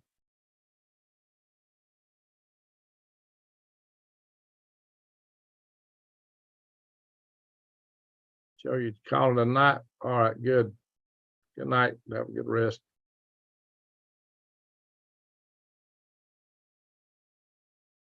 So, all right. Y'all have asked about two things. You've asked about Planet X and you've asked about the UAPs. One to do taxes for peeps. And guys, I've got a huge box full of sheets, and each one's got a zillion little receipts tagged up. Some like I go to Lowe's to buy stuff, or I'm building the mushroom house, working on the barn, working on the I did a lot of work on the greenhouse before it got blown up by the storm. I mean, I was in a ton of work. I spent a ton of money on it, and then it got blew up on me. Hey, Melanie. And yeah, you go to the Lowe's, you get a receipt this long, and you got to figure out all these little different things. They all go in different categories. And when they do the taxes, they sum them all at the bottom. So I have to pull stuff out to categorize it. Then I got to figure out how much tax actually went against each one of these to get the total cost of something that goes in the category. I track things by various categories for my tax purposes. And it's a ton of work to go through and do those calculations. And that part now is done for 3 years. And I got to pull some receipts off the internet. I've got to sort them out because I bought like a ton of seeds through I buy sometimes $400 at a time worth of seeds through True Leaf Market, for growing microgreens. So I buy a ton of seeds. I've spent a lot of money running this farm, and I hope to get a good chunk of what's been withheld from my day job back when I need it, because I'm chaffing for money right now. I'm only working 3/4 time in my regular day job. I take advantage of that to try to get 2 videos up a day, though, because I'm trying to build this channel, but I just haven't been able to keep that up the last few days. But yeah, we got some storms coming. That's right, Melanie. These storms are garden and crop wipers. They can be. They hit real hard. Too much rain, soaking rain here. Rain an inch. It's not too bad. All righty, folks. So I was asked about this Nibiru thing. Now, Nibiru is from the from the Sumerian days. Nibiru was the planet of crossing where the Anunnaki were supposed to be from, according to the Sumerian writings. Now, the Sumerian writings, it's not clear that it's a planet. Could have been an island. Could have been another land. Now, it was interpreted by Sitkin to be a planet. There's a lot of people shooting Sitkin down, even people that follow that kind of line of thought. So what was Nibiru? It's hard to know definitively. Now, astronomers have been looking for a planet out there just due to perturbations in the orbit of, say, originally Uranus, and they found Neptune, and now there's strange perturbations in the orbits in Uranus and Neptune. So when they found Pluto, they thought they'd solved it, but Pluto turned out not to be big enough. Now, some astronomers have got so discouraged hunting Planet X, they began to think, well, maybe it's just a collection of the comets and the Oort cloud are clumped together more in certain places. The aggregation of their masses might be trying to have the same effect. So they say that you could account for the effect of the perturbations in these orbits without actually having a planet. But there's still, but also there's some weird indications about that a lot of the comets tend to come in from certain areas of the sky that still leads them to think that there may be something out there. And so there's indications that there is something out there. And there's been, Rex is bringing up some things that hey, yeah, if you use True Leaf, use my link to it, please. Because actually, I think the only thing I'm getting back from True Leaf is purchases I'm making. So guys, if you go to True Leaf or you go to anything that I'm listing as in my show notes or my pin notes in a lot of my videos, please use my links if you can. That would help me and it won't cost you a penny more. So government's starting to compromise Social Security debt card this month, limiting my portable home payment. Yeah, they've been going after a lot of people. They claim they overpaid people. I should know that. So, and now they're trying to take money back. I've had several people this in our chat who have entered that problem. I think maybe Granny. I know that Judy Dowell has had big issues. It's nearly wiped her out. They're taking back a bunch of money, and so it's hurt her bad. So there's a lot of people that are having issues with that, and it's literally tens of thousands of people. So mine too, huh, David? Yeah, that's really messing things up for a lot of people. I may buy worms shortly and plant. Okay. I am probably going to turn back on the buttons on my channel, greengregs.com, to where I can sell worms. I might do it first on the smaller orders because it's still summertime. Shipping anything that's 8 pounds or more is a little bit problematic in the heat. Not if they arrive in normal time, but sometimes the post office, if they delay stuff, if they lose it. And if it's the summertime, if it's an 8 pound order, it may have problems. I had a 1 pound package that the guy sent me the wrong address. And that package, I sent it out in July. It was in the mail for over a month. And so finally, the post office in Madison, Alabama called me and said, "We got your package." I said, "Well, send it to me." They said, "Oh, we can't send it." I guess they spent so much money on post. I remember go down there and pick it up in Madison at that post office. The local post office I ship from is here in Tony, Alabama. Madison's not that far away. So I went down and got it. I thought, oh, these are all going to be dead. I opened their box and I still had live worms in there. But most of them were still alive. It was dry, but they were still alive. I was shocked. This is July, guys. They've been out in the mail for a whole month. It's toward the end of July. They've been in the whole month of July, a month in the mail. The smaller packages can do a lot better. Texas says, well, I visited the other day. Oh, Lord, Wise-Al, are they going to audit you? I fear an audit just because I spend so much time just trying to put everything together. And just the time for an audit would probably kill me. Just have to go through that. The time. I document everything really well. I can defend anything I've done, but the time it would take from me would be, I'd rather some gang jump on me and just beat the snot out of me, break a few bones. I mean, time is tough in my life. I don't have time to sleep, much less to deal with something like that. Would be a major attack on me just to have to deal with something like that. So that worries me, the whole idea of getting an audit. I do my taxes, but too, since stroke, I'm struggling. But my taxes are horrendous because I run this business. And the taxes are worse than anything I do out there. The taxes, the paperwork is worse than the actual work. It's horrendous. I do it because I need every dang penny I can get back. But it's horrendous. If you got a little business, it's not such a big deal. But I spend a lot of money trying to run this place out here. It costs a lot. And there's a lot of transactions, a lot of receipts, little bitty receipts. All the income's little bit of receipts. I'm having trouble finding some of my records from the farmers markets. So I may have to estimate some of that. I don't know. It's just, I'm having some issues. Land improvement assessment. Oh, land improvement. Oh, hope that don't hit you too hard. I got you. It's not going to be all. Is it the state then it's coming, or I assume it would be a state function? Don't count on the time delivery.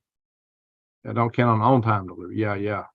The post office got really bad after the so-called demic kit, if you know what I mean, after the bug went around, because suddenly everybody was ordering everything through Amazon and not shopping in stores. And the postal department was hit worse than Christmas. It was like that for months and months. They got behind on everything. They would literally take a box of worms and throw it. Suddenly, almost everything you couldn't ship anything live. I had people that were shipping chickens and all kind of live animals, which has been real standard. You couldn't ship anything live. That's when I first shut my worm farm down. I just couldn't ship anything. They were destroying everything. So it was awful. I filed an extension, the IRS waiting for, okay, well, if they owe you, you don't have to file an extension. They owe me. Just because I'm so deep in the red on all trying to run this outfit out there, because it would do a lot better if I had more time to put into it. I'm having to hire a lot of help and hired help. Just don't do things like you would if you was doing it yourself. So 5 and 30 land payment.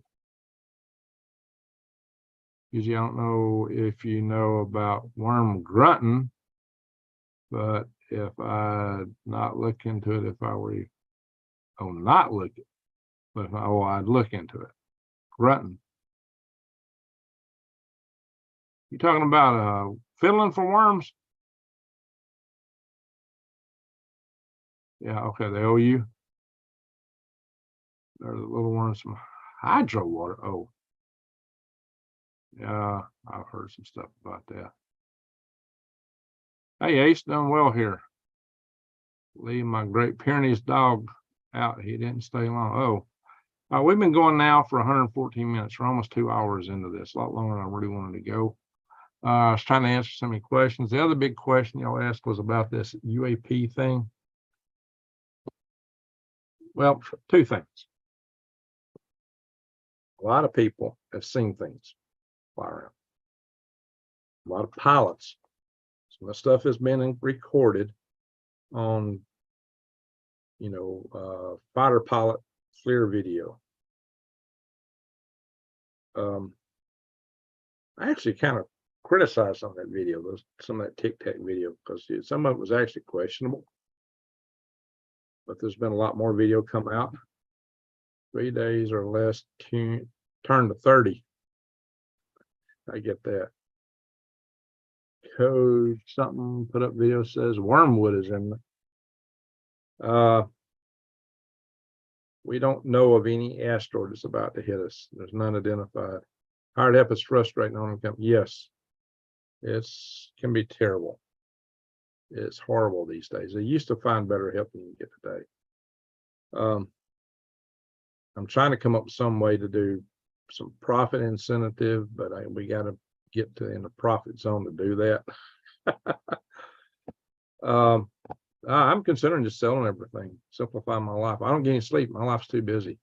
It's trying to work a day job, trying to do this stuff and that stuff. My life is extremely complex and it's very busy. I don't have any time for myself. Any vacation time I have goes into work. All of it. I don't take vacation. Haven't in years, decades. That's pretty, I'm oversubscribed big time. I'm thinking November, y'all better have your stuff in what's happening in November drops. So yeah, running a company is tough if you're not on it full time. It's tough. Wiseowl, thank you. Appreciate it. Thank you, Wiseowl.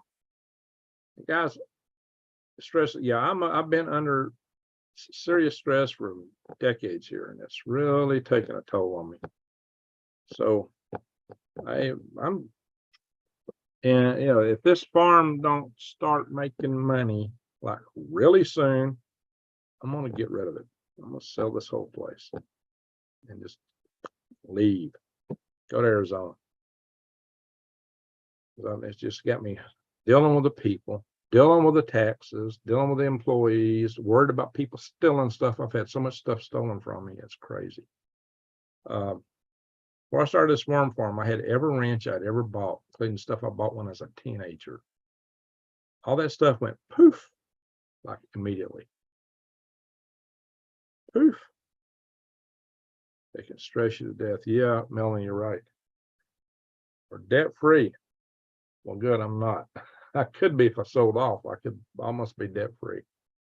So instead of paying the debt, I look. If you look at things on the books, you can make a lot of money doing a lot of stuff I'm doing. But you gotta have it all put together and operating right. You got to be able to market it. And I think I've actually found somebody to make sales for me. That's the key thing. And a lot of the business I was doing really depended on restaurant sales. But to do restaurant sales, you got to deal with chefs.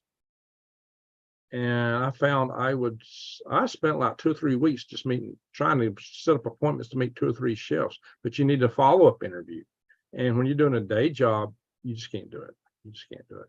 You have somebody else that's got the time, because it's just hard to take off the amount of time it takes to meet these guys and coordinate with them, because it's tough.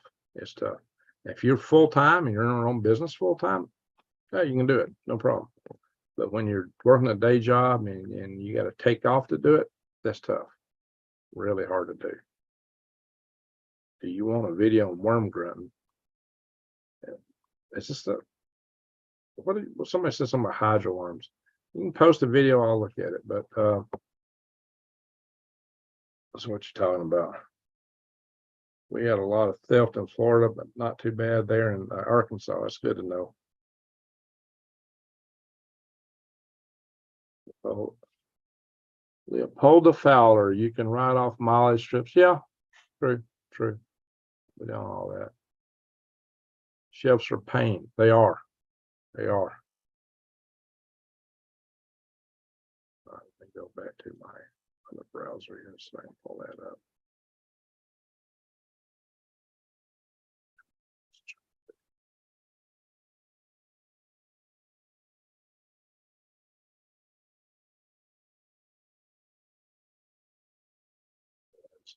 I'm from Dave Heller. 20 years ago.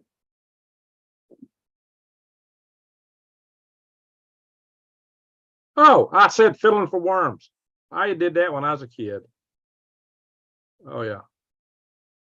But that's not the worms you raise in the bed. Yeah, that's what we call fiddling for worms here. I've known that since I was a little kid. Rasp or a rock, yeah. I asked if it was fiddling for worms. You didn't answer.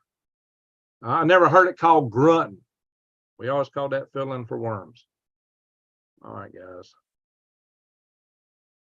Yeah, she's just running the bar across. Yeah, done it for years. Yeah, you can get some big worms that way, but it's not reliable. I couldn't make orders that way. I couldn't make orders because that's, you know, if you sell 140 pounds of worms, you can get them up that way. That's what I was selling when I was peaked out. So you got to raise worms for that. Throwing cow patties. I can pull your Wix sites in and make them scream with my clients. I don't use Wix. I use, I got GoDaddy account and I use WordPress. Make them scream with your clients. Now, what do you mean by scream with your clients? Anyway, so yeah, I was asked about these UAPs. Yeah, I think they're trying to pull something on us. I don't know. Guys, I did a video on Galactic Greg's. Let me go to that channel. Hang on.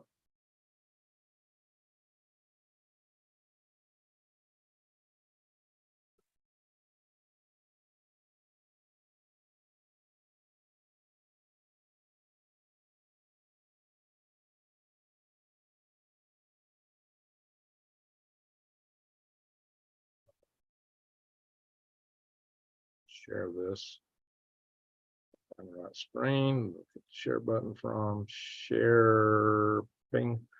This is my Galactic Greg's channel. I've been putting so much effort into this channel. I haven't posted much over here. This little blip in views, this is from an app I run that it's one of these apps that helps YouTube creators.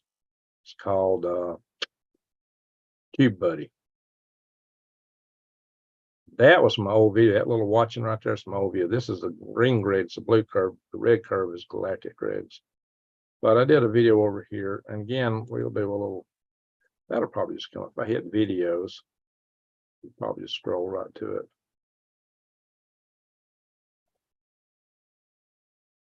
it. I do share some videos between both channels, some I don't.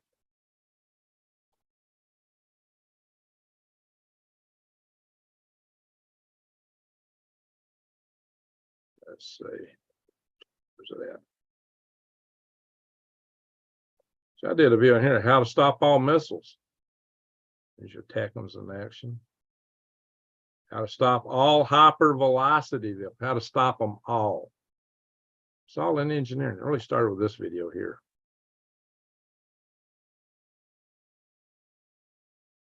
Not from space. This is UFOs not from space, question mark. This is a video you ought to watch. We're not seeing the kind of evidence you'd expect to see if there were civilizations out there in the stars. There's some major things we ought to be seeing, like Dyson spheres, that we're not seeing. Redshifted regular main sequence stars, things that just aren't showing up. So, yeah, I got worms that survive through the winter. I keep all my worms outside. Hey, Scooby Snacks, how you doing down under? Twitter was fun before the algorithms. Oh, but that's a video that you ought to watch if you want to know what I think about the UAP thing. But you will also find it here, anti-gravity research. Guys, we got people that's been working anti-gravity for decades. By the way, this lady here is dead. It was giving us she tried to start a company on funding anti-gravity projects. And she's no longer with us. She was a bright young lady.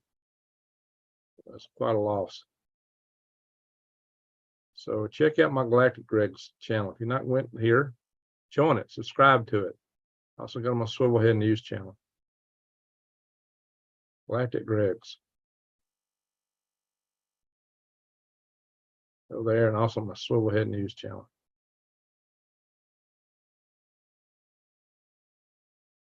I usually find links to these when I put up my videos. I think these are still linked in the show notes. I'm going to do another video on this topic, given the talk. So I'll go into some depth for it. So just watch there and you'll see me discuss this in more depth. It's more of a subject matter for Galactic Greg's and this for Green Greg's channel. Now, see, let's stop now. I'm going to talk with you guys just a little bit. Be sure you get those taxes in before 3-year debt. 3 years. Oh, I've already hit the 3-year on one of them. I hope they don't keep it. I spent a lot of money 3 years ago. They better not. If that happens, I'm going to be hit hard. Guys, I'm struggling to do these tests. I mean, I am struggling. It's tough. I mean, I have to take vacation. And lots of it, not a little bit. I mean, lots of vacation, like weeks and weeks. It's tough.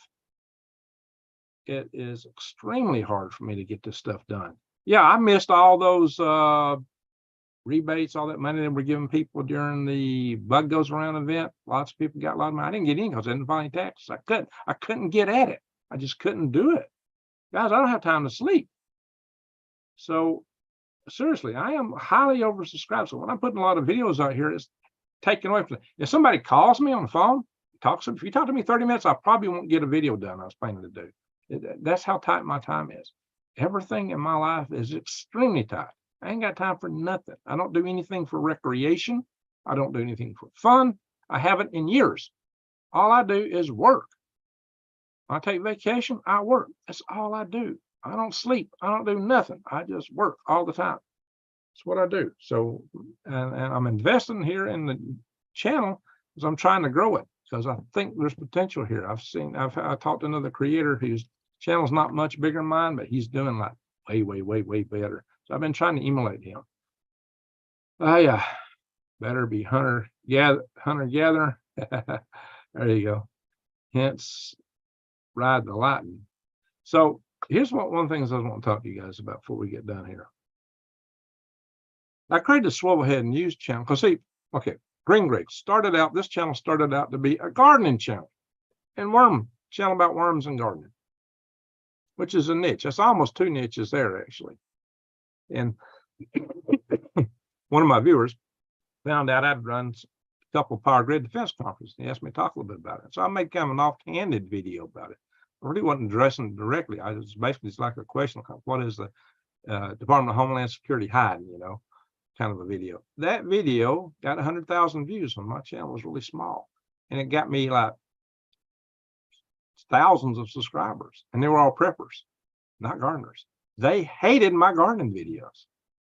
They hated my worm videos. They told me the worst video I'd ever posted was 5 key things for worms. Oh, they were just trouncing it. But actually, that video's got over 500,000 views now, like 510,000. It didn't, that video wasn't doing nothing until spring hit later. Many months later, that video took off. Then I got a bunch of worm subscribers.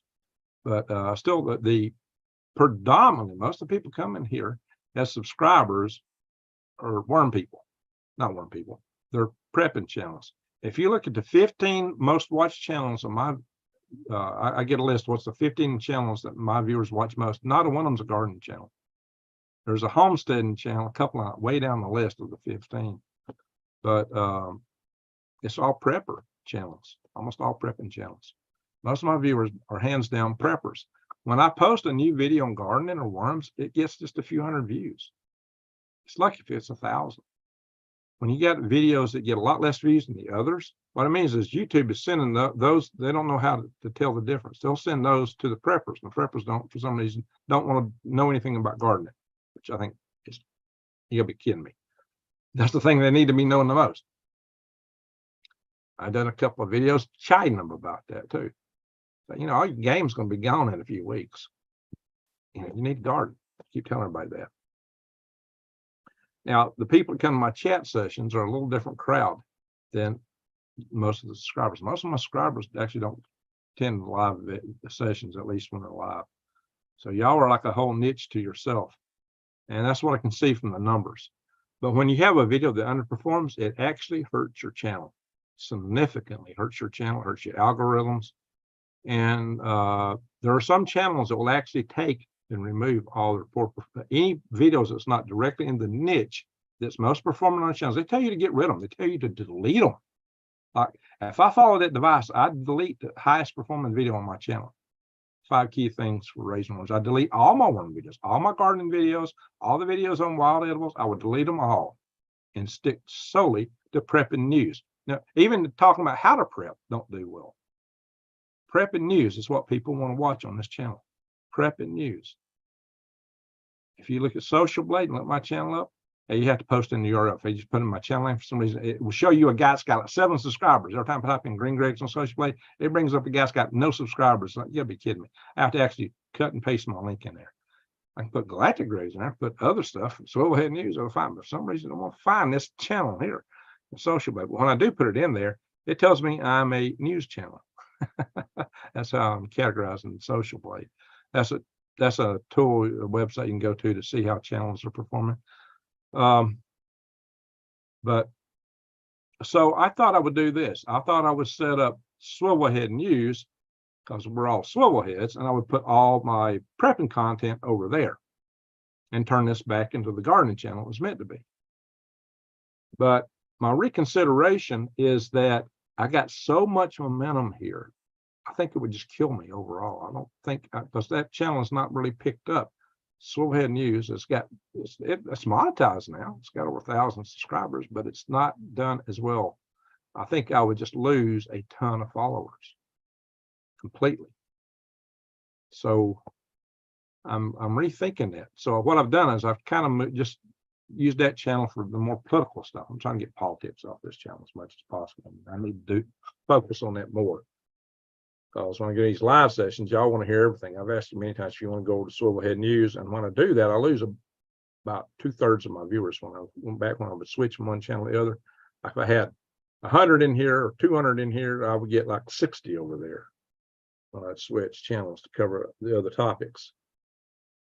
So what I'm thinking about now is leaving this as a prepping channel and starting a whole new channel on gardening and worms. But I've not been producing much new content on there. I mean, I'm just doing the same stuff over and over and over for the most part. So I am about to post a video on hammerhead worms, and I'm kind of reluctant. I made the video over a week ago, but I had 3 underperforming videos in a row. And if I posted the 4th one, that would really hurt this channel. This one's probably going to underperform because I got on here so late. So that would really, really, really hurt this channel. Don't post on YouTube anymore. Oh, we don't. I got 2 channels on Rumble. I post a bunch of stuff on there, and view per view, it don't pay nothing. So this channel don't pay that much either. But it's like, I don't even want to bother with Rumble.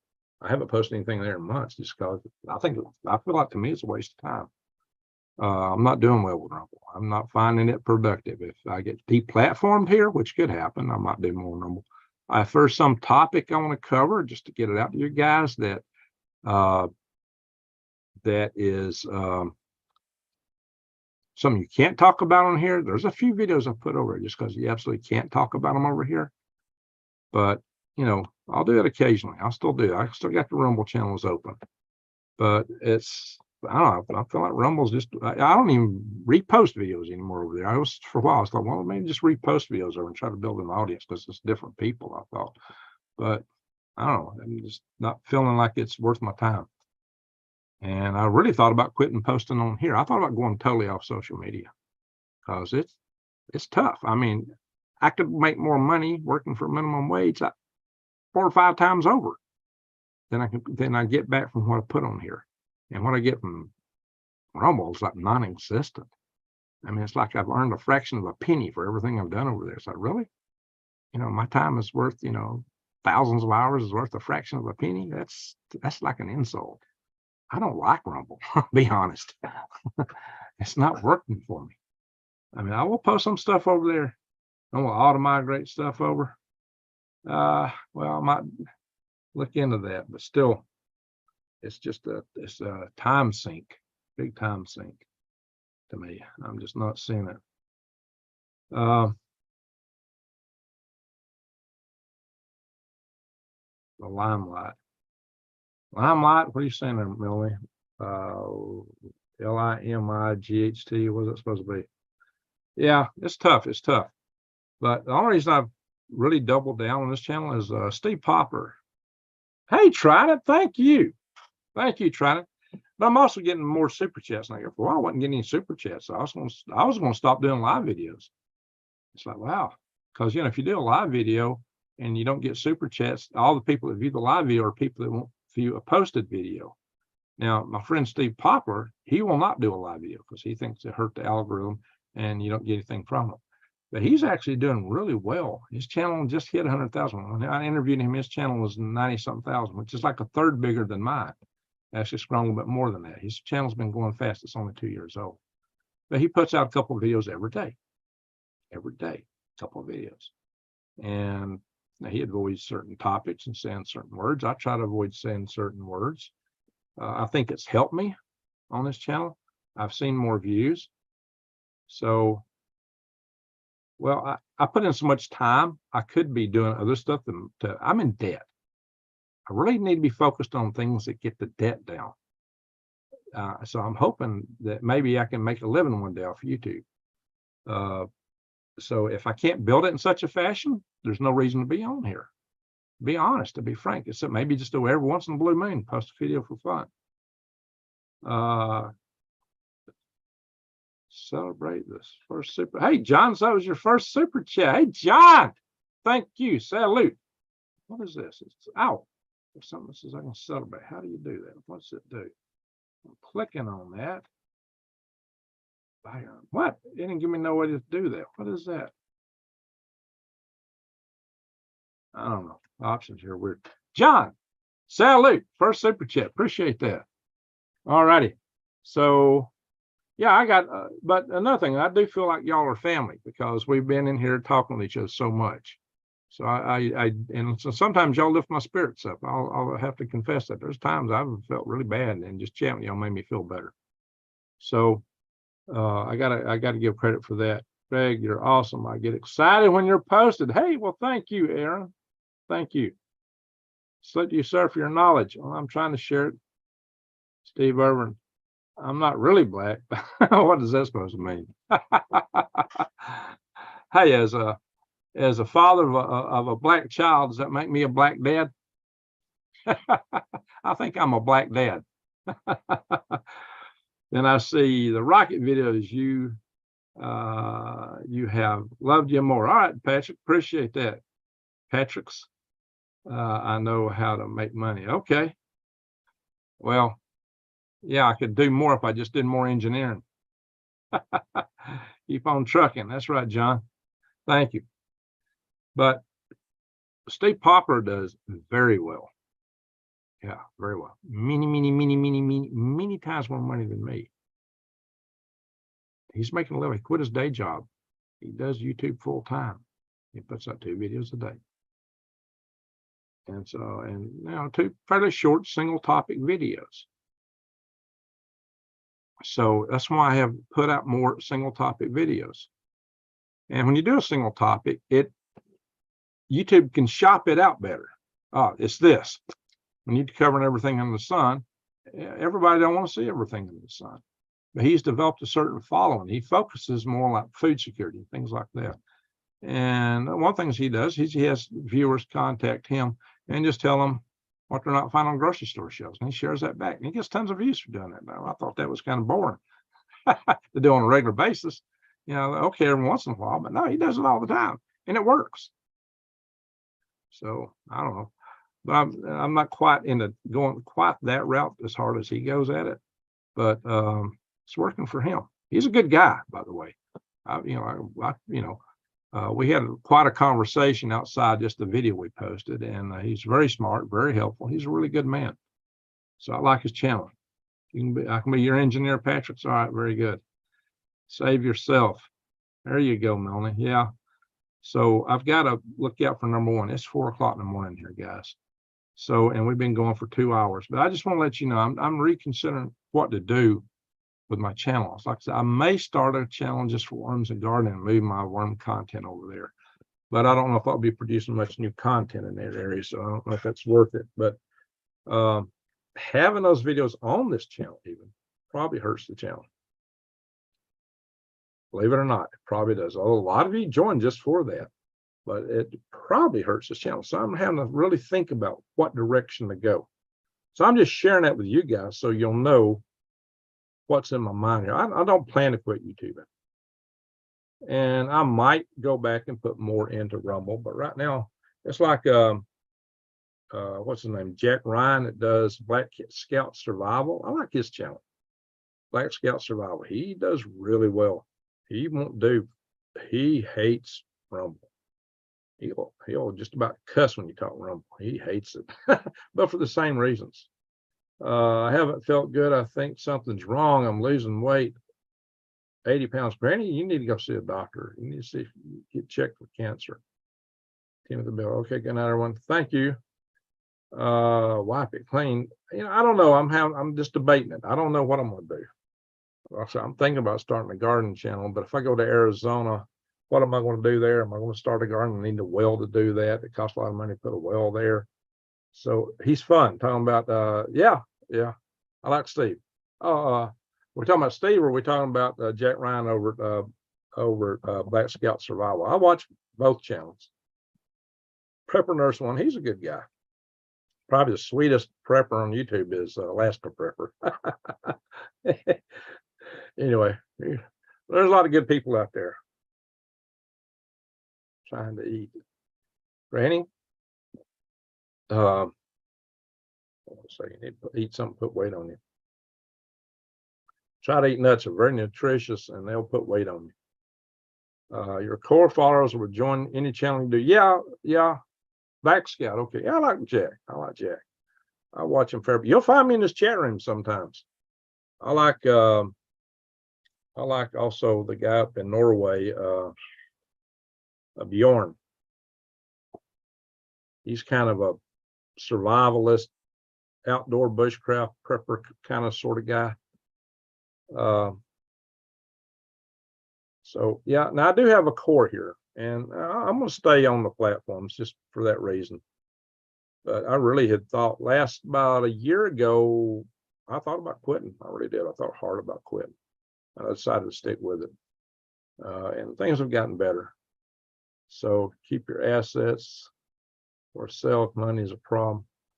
Well, if I sell, it'll be the property. Hey, Rocket Man, love them goldbacks. Hey, yeah.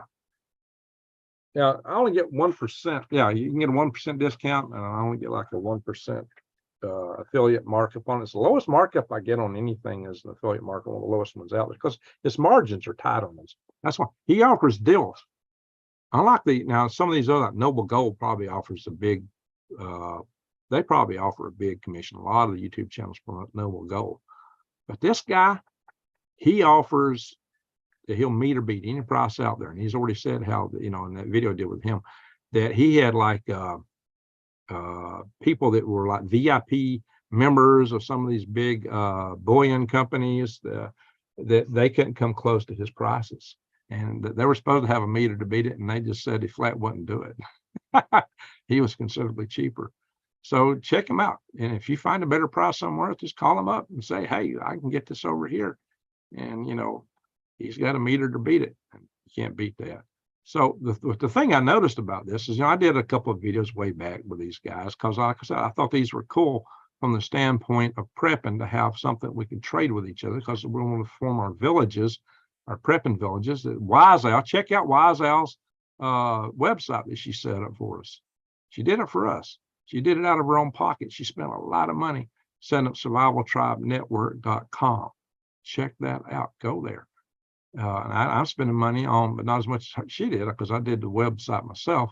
But I just think I got a new webmaster for it now, because I don't have time to maintain it. But if you go over to freedomrestorationfoundation.org, you know, it's a chance for us to be active, to do things. But I thought this was a way that we could transact among ourselves. And when they try to force the CBDs on us, that we'd have our own. We need a parallel society, guys. We need a parallel society. Now, another channel I like to watch is Stephen Turley Talks. And Turley Talks is always, he's real cheerful and hopeful. He says, hey, we're coming into a new age. He says that the people who are, you know, who favor, you know, nations instead of the globalism stuff, and conservatives are going to, we're growing, and it's going to be the future. So he's very, very optimistic about all that, but he's also trying to get active in these things. But he's talking a lot about having a parallel society too. And that's something I've been talking about on here for 3 years now. So, but I think you need something you can trade in outside of the CBDCs. And that's why I got excited with these things, because they came out just when I was looking for this. And so I got, but the funny thing is I really didn't talk about it. I didn't promote it, but I kept noticing people were getting it. I just had it down in my notes. People were kept getting it. Well, you know, that's kind of interesting. There's a lot of interest in this. I didn't talk about it. Yeah, people were actually going to defy the grid more often than were any other thing I was promoting. So I thought, you know, these are good, and especially right now with the CBDCs rolling out and with the dollar losing its status as world reserve currency. That's a real good time. Now, look, get your beans and rice, get your major preps in order first. But, you know, if you got cash or some way you want to preserve value, I'm anticipating. I could be wrong. I'm not I'm not a financial analyst, okay, or financial advisor by any shape, form, or fashion. So take it with a bucket of salt instead of grain. But I'm really anticipating that there's a lot of pressures because the dollar I'm expecting to fall, and I'm expecting gold to go up. And traditionally, that was a seesaw relationship, but it may be far more than that.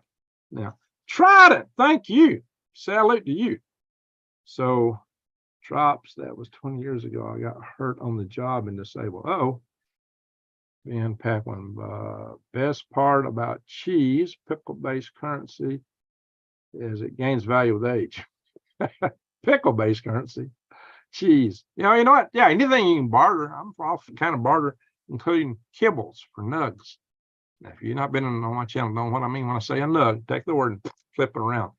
And kibbles are what you feed nugs. It keeps nugs warm if you feed a lot to it real fast. You know what I mean? So kibbles are pretty cool. They can be barter currency too, but you got to be careful who you give them to, who you trade with, because you don't want them coming back to you. At least not the pointy end of it, not the heavy metal piece of it. You don't want that coming back at you. So be careful who you trade certain assets with. Anyway, I got a way to trade. That sounds good, Granny.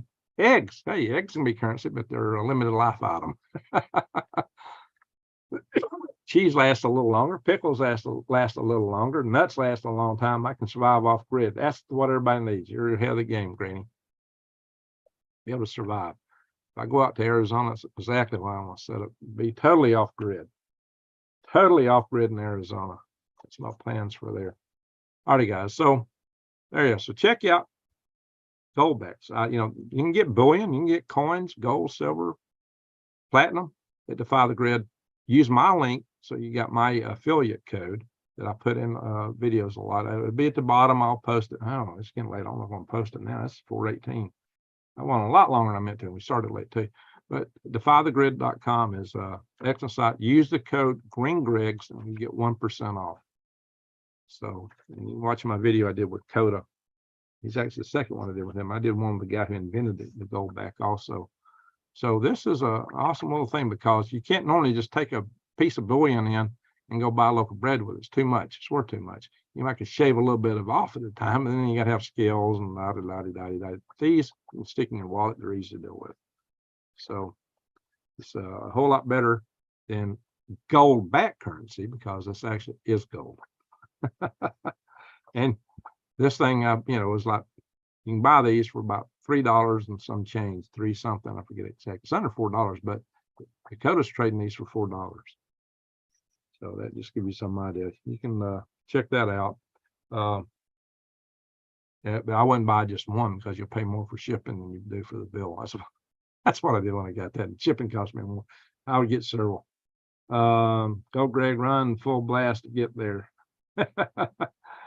Yeah, well, I got to get my taxes done. I'm gonna go out and just visit Arizona, hopefully in the next week or two, and maybe spend a few days out there. I bought the Utahs, Greg. I'm happy. All right, tried it, very good. So yeah, I'm seeing several of you guys are buying them. So just use my code, please, and you'll get a 1% discount if you use my affiliate link code to go to the website, and then use Green Gregs, and you'll get 1% off. That's Alaska. So good night, all. All right, guys. Everybody tell us where you're from, and we're going to go. We'll go tonight. We got to go. Problem with garden videos is that most preppers already know how to garden. I got a lot of them that tell me they don't. They should. They should. Well, gardening people, is what watches more gardening videos than anybody. There's always something to learn about gardening. Gardening is like, it's a practice. You can always learn. Nobody knows everything about gardening. Go to bed. You're right. That's what I got to do. The Trump gold back notes I have 20 grams go. Okay. All right. 2 grams. Well, now you get, that would be a mighty big bill if it was grams. This is, oh yeah, well, grams is different. Yeah, okay, that's right. I don't know what the gram weight is. I check it out, do the conversion. This is now Troy, you got 12 Troy ounces in a pound. Okay, so a Troy ounce is different than the normal ounce. The normal ounce is 16 ounces per pound. It's 12 ounces. This is 1,000th of a Troy ounce. When you see gold or silver quoted, it's in Troy ounces, price wise. Bristol, Tennessee, Utah, St. Paul, Minnesota. All right, Patrick's.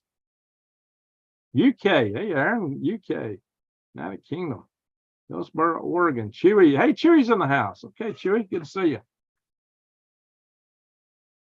50 years, yeah. I've been gardening for a long time too. 50 years is good. There's always something to learn from gardening. Gardeners are always sharing information, guys. I fell asleep, missed the whole thing. Oh, Clay, well, you can watch it on a rewind, especially to get the first part. So don't forget to, hit me a thumbs up, guys. Give me a thumbs up on your way. I got 170 in the house, on 165 thumbs up. Northern Wisconsin. All right.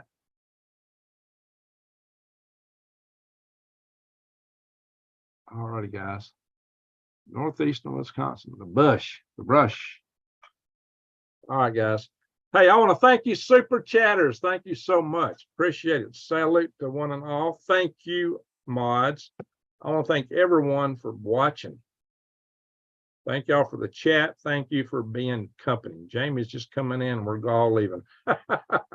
We've been on here for over 2 hours, guys. So I got to go with it. We started late. I haven't been to bed yet. I got to get a wink. I only got 3 hours last night. I hope I can get more than 3 tonight. Anyway, I was a zombie most of the day today, unfortunately, or at least this afternoon. I thought I was going to do a lot of other work. Crops a garden, but this past few years, yeah, okay. All righty, folks. Thank you, one and all. Appreciate it. And with that, I am going to say to one and all a good night.